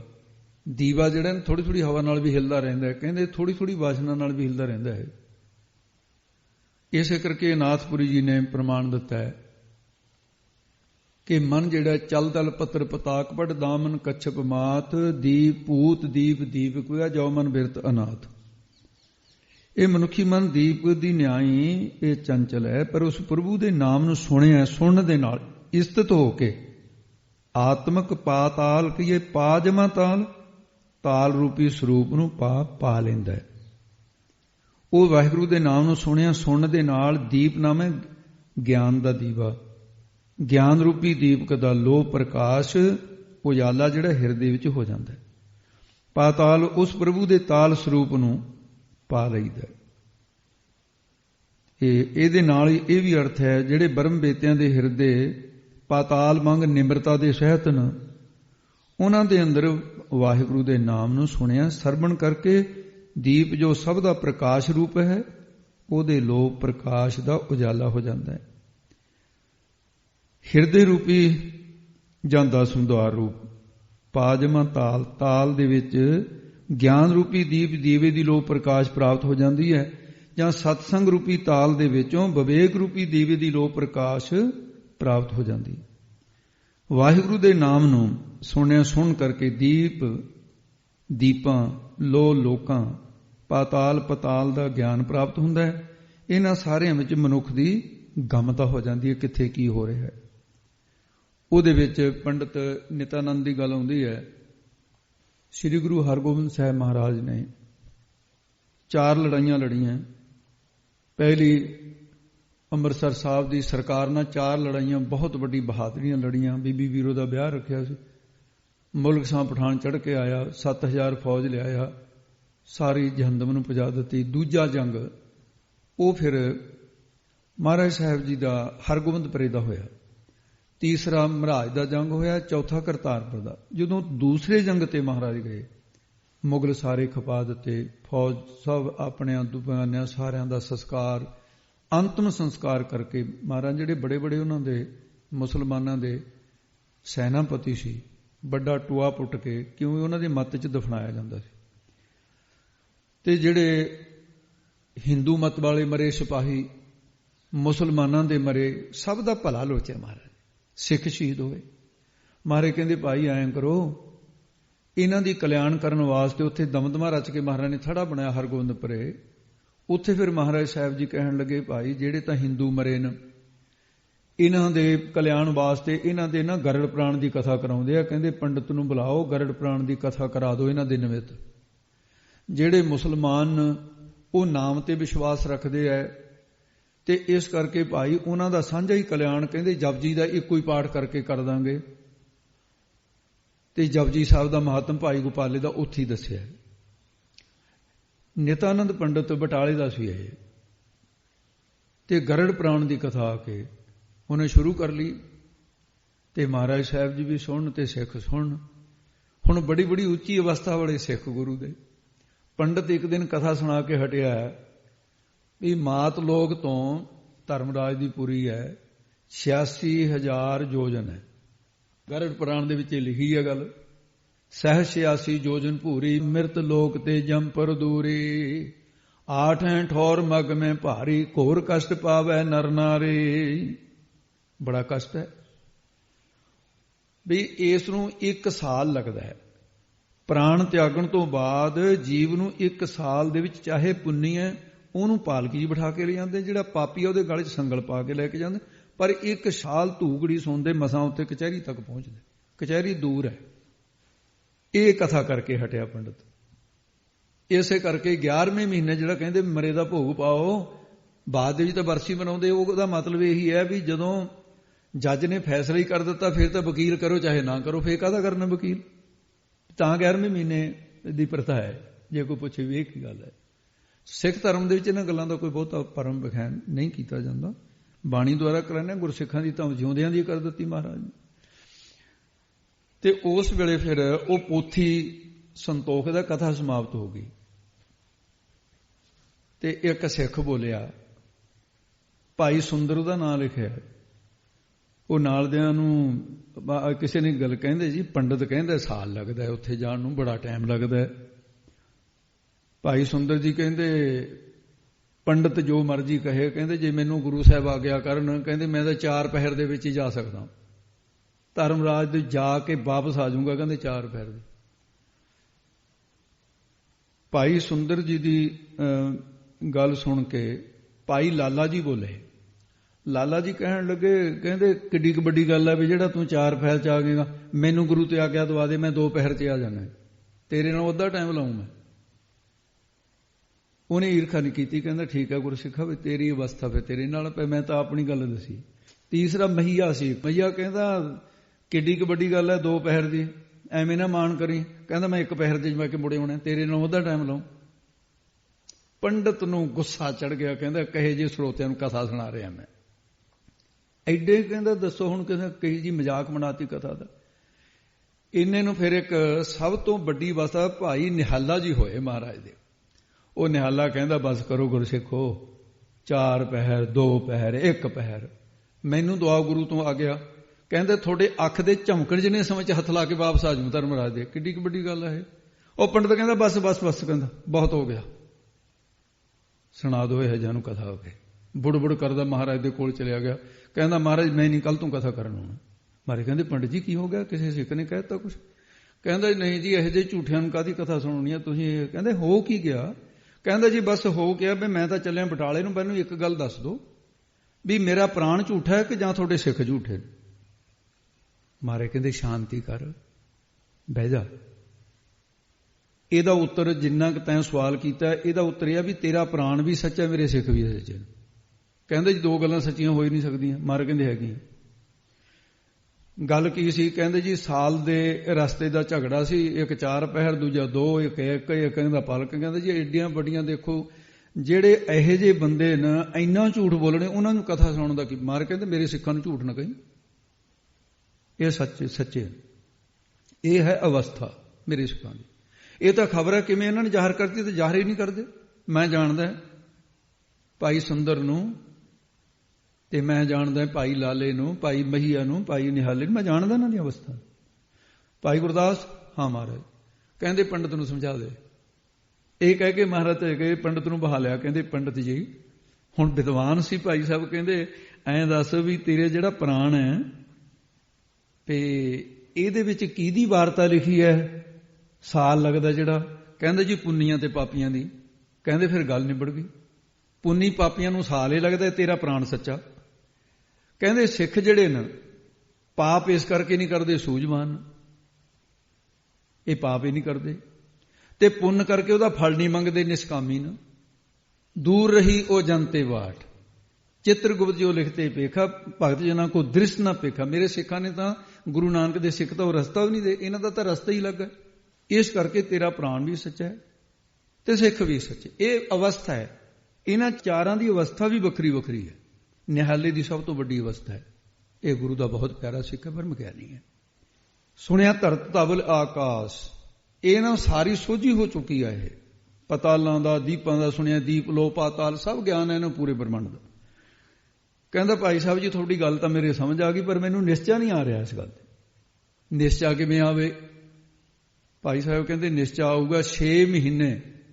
ਹੁਣ ਤੂੰ ਗਿਆਨ ਘੋਟਣਾ ਕਰ ਬੰਦ, ਪੋਥੀ ਰੱਖਿਆ ਬਟਾਲੇ, ਝੂਠੇ ਭਾਂਡੇ ਮਾਂਜਿਆ ਕਰ, ਸੇਵਾ ਕਰ, ਰਾਤ ਨੂੰ ਸਿਮਰਨ ਕਰ, ਤੇ ਗੁਰੂ ਦੀ ਬਾਣੀ, ਗੁਰੂ ਦੀ ਰਸਨਾ ਤੋਂ ਸੁਣ, ਤੇ ਨਾਮ ਦੀ ਕਮਾਈ ਕਰ। ਇਹ ਤਰੀਕੇ ਦੇ ਨਾਲ ਭਾਈ ਸਾਹਿਬ ਨੇ ਉਹਨੂੰ ਦੱਸ ਦਿੱਤਾ। 6 ਮਹੀਨੇ ਤੋਂ ਬਾਅਦ ਪੰਡਤ ਨਿਤਾ ਨਾਂ ਦੀ ਇਹੋ ਜਿਹੀ ਅਵਸਥਾ ਬਣੀ। ਤੇ ਇੱਕ ਦਿਨ ਫਿਰ ਪੁੱਛਦਾ, ਗੁਰੂ ਨੇ ਕਿਰਪਾ ਵੀ ਕਰਤੀ ਨਾ, ਵੀ ਭਾਈ ਸਾਹਿਬ ਨੇ ਬਚਨ ਕੀਤਾ, ਅਵਸਥਾ ਦਿੱਤੀ, ਗੁਰ ਕਿਰਪਾ ਜੈ ਨਰਕ ਹੋ ਗਈ ਨਹੀਂ, ਤੇ ਇਹ ਜੁਗਤ ਵੀ। ਤੇ ਇੱਕ ਦਿਨ ਫਿਰ ਭਾਈ ਸਾਹਿਬ ਨੂੰ ਕਹਿੰਦਾ ਜੀ ਮੈਂ ਤੁਹਾਡਾ ਧੰਨਵਾਦ ਕਰਦਾ। ਮਹਾਰਾਜ ਭਾਈ ਸਾਹਿਬ ਕਹਿੰਦੇ ਵੀ ਕੀ ਗੱਲ? ਭਾਈ ਗੁਰਦਾਸ ਕਹਿੰਦੇ ਜੀ ਤੁਹਾਡੇ ਸਿੱਖ ਸੱਚੇ। ਕਹਿੰਦੇ ਕਿਸ ਤਰ੍ਹਾਂ ਨਿਸ਼ਚਾ ਹੋ ਗਿਆ? ਕਹਿੰਦਾ ਨਿਸ਼ਚਾ ਕੀ ਵੀ ਹੁਣ ਤਾਂ ਮੈਂ ਵੀ ਭਾਈ ਨਿਹਾਲੇ ਦੀ ਤਰ੍ਹਾਂ ਇੱਕ ਪਲ ਵਿੱਚ ਮੈਂ ਵੀ ਜਾ ਕੇ ਮੁੜ ਕੇ ਆ ਸਕਦਾ। ਇਹ ਸਾਰਾ ਮਹਾਤਮ ਕਰਦਾ ਹੈ। ਤੇ ਹੁਣ ਮਹਾਰਾਜ ਕਹਿੰਦੇ ਵੀ ਗੁਰਸਿੱਖਾਂ ਦਾ, ਭਾਈ ਸਾਹਿਬ ਕਹਿੰਦੇ ਮੈਂ ਤੈਨੂੰ ਤਾਂ ਹੀ ਕਹਿੰਦਾ ਸੀ ਗੁਰਸਿੱਖਾਂ ਦੀ ਅਵਸਥਾ ਨਾਮ ਜਪਣਾ, ਬਈ ਨਾਨਕ ਧਰਮ ਐਸੇ ਚਵੈ। ਕਿਹਨਾਂ ਨੂੰ? ਨਾਮ ਤੇ ਆਇਨ ਸਾਜਨਾ ਜਨਮ ਪਦਾਰਥ ਜੀਤ, ਨਾਨਕ ਧਰਮ ਐਸੇ ਚਵੈ ਕੀਤੋ ਭਵਨ ਪਨੀਤ। ਭਵਨ ਪਵਿੱਤਰ ਕਰ ਦਿੱਤਾ ਮੇਰਾ। ਧਰਮਰਾਜ ਤਾਂ ਇਉਂ ਕਹਿੰਦਾ। ਤੋ ਇਸ ਕਰਕੇ ਇਹ ਸਾਰਾ ਭਾਈ ਸਾਹਿਬ ਨੇ ਉਹਨੂੰ ਦੱਸਿਆ ਸੀ। ਸ੍ਰੀ ਨਾਨਕ ਕੀ ਸਿੱਖੀ ਮਹਾ, ਇੱਥੇ ਤਾਂ ਜਮ ਕਾਲ ਮਿਲੇ ਦੇ ਭੇੜ ਸੇਵਕ ਨਿਤ ਸੇਵਕ ਬਣ ਜਾਂਦਾ ਹੈ। ਸ੍ਰੀ ਨਾਨਕ ਕੀ ਸਿੱਖੀ ਮਹਾ ਮਹਾ ਮਹਾਤਮ ਹੈ ਜੈ ਕਹਾਂ। ਜੇਤਕ ਬਲ ਜਿਸ ਮੈਂ ਹੋਏ ਆਵੈ ਤੇਤਕ ਕਹੈ ਨ ਕੂਰ ਅਲਾਵੈ। ਝੂਠ ਨਹੀਂ ਬੋਲਦੇ ਸੀ। ਇਸ ਕਰਕੇ ਇਹ ਸਾਰਾ ਗਿਆਨ ਉਹਨਾਂ ਨੂੰ ਹੋ ਜਾਂਦਾ ਹੈ। ਸੁਣਿਆ ਸਿੱਧ ਪੀਰ ਸਰਨਾਲ, ਸੁਣਿਆ ਧਰਤਵ ਲਕਾਸ, ਸੁਣਿਆ ਦੀਪ ਲੋ ਪਾਤਾਲ। ਇੱਥੇ ਤੱਕ ਇਹ ਅਰਥ ਹੋਏ ਨੇ। ਆਓ ਅੱਗੇ ਥੋੜੇ ਜਿਹੇ ਸੰਖੇਪ ਕਰ ਲਈਏ। ਹਾਂਜੀ। ਸੁਣਿਆ ਪੁਹਿ ਨਾ ਸਕੈ ਕਾਲ। ਹੇ ਸਿੱਧੋ, ਉਸ ਵਾਹਿਗੁਰੂ ਦੇ ਨਾਮ ਨੂੰ ਜਿਨ੍ਹਾਂ ਨੇ ਸੁਣਿਆ ਉਹਨਾਂ ਨੂੰ ਕਾਲ ਜਮ ਕਾਲ ਜਿਹੜਾ ਮਨੁੱਖ ਨੂੰ ਪੋਹ ਕੇ ਸਪਰਸ਼ ਵੀ ਨਹੀਂ ਆ ਨਹੀਂ ਸਕਦਾ ਨੇੜੇ। ਹਰ ਹਰ ਨਾਮ ਜਪੰਦਿਆਂ ਕਛ ਨਾ ਕਹੈ ਜਮ ਕਾਲ। ਨਾਨਕ ਮਨ ਤਨ ਸੁਖੀ ਹੋਏ ਅੰਤੇ ਮਿਲੈ ਗੋਪਾਲ। ਇਹ ਨਾਮ ਦਾ ਮਹਾਤਮ ਹੈ। ਨਾਏ ਲਿਆ ਸੁਚ ਸੰਜਮੋ ਜਮ ਨੇੜ ਨ ਆਵੈ। ਨਾਏ ਸੁਣਿਆ ਕਟ ਚਾਨਣਾ ਅਨੇਰ ਗਵਾਵੈ। ਇਸ ਕਰਕੇ ਕਹਿੰਦੇ ਸਿੱਧੋ, ਉਸ ਨਾਮ ਦੇ ਸੁਣਿਆ ਸੁਣਨ ਦੇ ਨਾਲ ਕਾਲ ਦੁਰਭਿਖ ਹੋਵੇ, ਖੋਟਾ ਸਮਾਂ ਜਿਹੜਾ ਹੈ ਦੁਕਾਲ ਜਿਵੇਂ ਅੱਜ ਕੱਲ ਪਿਆ ਹੋਇਆ, ਇਹ ਕਹਿੰਦੇ ਸਪਰਸ਼ ਵੀ ਕਰ ਸਕਦਾ। ਨਾਮ ਐਸਾ ਹੈ, ਜਦੋਂ ਚੱਕੀ ਚੱਲਦੀ ਹੈ ਨਾ, ਦਾਣੇ ਸਾਰੇ ਐ ਦੜੇ ਜਾਂਦੇ ਨੇ, ਸਾਬਤ ਨਹੀਂ ਰਹਿੰਦਾ। ਪਰ ਜਿਹੜੇ ਕੀਲੀ ਦੇ ਆਸਰੇ ਹੋ ਜਾਣ ਵਿਗੜਦਾ ਵੀ ਕੁਝ ਨਹੀਂ। ਪਰਮਾਤਮਾ ਕੀਲੀ ਦੀ ਨਿਆਈ ਹੈ। ਅੱਜ ਪੂਰੇ ਸੰਸਾਰ ਦੇ ਵਿੱਚ ਦੁੱਖ ਦੀਆਂ ਘੜੀਆਂ ਚੱਲਦੀਆਂ ਨੇ। ਕਰੋਨਾ ਨਾਮ ਦੇ ਇਹ ਵਾਇਰਸ ਨੇ ਸਾਰੀ ਦੁਨੀਆ ਹਿਲਾ ਕੇ ਰੱਖ ਦਿੱਤੀ ਹੈ। ਪਰ ਜਿਹੜੇ ਨਾਮ ਦੇ ਆਸਰੇ ਹੋਣਗੇ, ਬਾਲ ਨਾ ਬੀਂਗਾ ਹੋਏ ਵਾਲੀ ਅਵਸਥਾ ਹੋਏਗੀ। ਵਿੱਚ ਕਰਤਾ ਪੁਰਖ ਲੋ ਆ ਬਾਲ ਨਾ ਬੀਂਗਾ। ਸੋ ਇਸ ਕਰਕੇ ਦੁਰਭਿਖ ਕਾਲ ਜਿਹੜਾ ਉਹ ਨੇੜੇ ਨਹੀਂ ਆਉਂਦਾ। ਜਾਂ ਉਸ ਦੇ ਨਾਮ ਨੂੰ ਸੁਣਨ ਕਰਕੇ ਜਿਹੜਾ ਮਨ ਨੂੰ ਕਾਲਾ ਕਰਨ ਵਾਲਾ ਕੌਣ? ਅਗਿਆਨ। ਉਹ ਸ਼ੋਭ ਨਹੀਂ ਸਕਦਾ। ਕਾਲ ਜਿਹੜੇ ਮਾੜੇ ਕਰਮ ਨੇ, ਪਾਪ ਕਰਮ, ਉਹ ਨਹੀਂ ਸੋਹ ਸਕਦੇ ਤੇ ਪਾਪ ਨਾਸ ਹੋ ਜਾਂਦੇ ਨੇ, ਮਨੁੱਖ ਪਵਿੱਤਰ ਹੋ ਜਾਂਦਾ ਹੈ। ਵਾਹਿਗੁਰੂ ਦਾ ਨਾਮ ਸੁਣ ਕੇ ਮਨੁੱਖ ਨੂੰ ਕਾਲ, ਤਿੰਨੇ ਕਾਲ, ਭੂਤ ਕਾਲ, ਭਵਿੱਤ ਕਾਲ, ਵਰਤਮਾਨ ਛੋਹ ਨਹੀਂ ਸਕਦੇ। ਉਹ ਬ੍ਰਹਮ ਬੇਤੇ ਦੇ ਤਿੰਨੇ, ਇਹ ਪਕੜ ਤੋਂ ਬ੍ਰਹਮ ਬੇਤਾ ਬਾਹਰ ਹੋ ਗਿਆ, ਸੁਤੰਤਰ ਹੋ ਗਿਆ ਤਿੰਨੇ ਸਮੇਂ ਦੀ ਪਕੜ ਤੋਂ, ਜਿਵੇਂ ਵਾਹਿਗੁਰੂ ਬਾਹਰ ਹੈ। ਉਹ ਪ੍ਰਭੂ ਦਾ ਨਾਮ ਸੁਣ ਕਰਕੇ ਬ੍ਰਹਮ ਬੇਤਿਆਂ ਨੂੰ ਕਾਲ ਮੌਤ ਛੋਹ ਨਹੀਂ ਸਕਦੀ, ਅਮਰ ਹੋ ਜਾਂਦੇ ਨੇ। ਇੱਛਾ ਅਨੁਸਾਰ ਸੀ, ਜਿਵੇਂ ਭੀਸ਼ਮ ਪਿਤਾਮਾ ਨੇ ਆਪਣੀ ਇੱਛਾ ਅਨੁਸਾਰ ਸੀ ਤਿਆਗਿਆ। 6 ਮਹੀਨੇ ਪਿਆਰਾ ਸੀ ਸੇਜਾ ਦੇ ਉੱਤੇ, ਤੀਰਾਂ ਦੀ ਸੇਜਾ ਸੀ। ਸੰਤ ਤੁਮਾਰੇ ਤੁਮਰੇ ਪ੍ਰੀਤਮ ਤਿਨ ਕੋ ਕਾਲ ਨ ਖਾਤੇ। ਰੰਗ ਤੁਮਾਰੇ ਲਾਲ ਪਏ ਹੈ ਰਾਮ ਨਾਮ ਰਸ ਮਾਤੇ। ਤਿੱਥੇ ਕਾਲ ਨ ਅਪੜੈ ਜਿੱਥੇ ਗੁਰ ਕਾ ਸ਼ਬਦ ਅਪਾਰ। ਜੈ ਸਾਧੂ ਗੋਬਿੰਦ ਭਜਨ ਕੀਰਤਨ ਨਾਨਕ ਨੀਤ।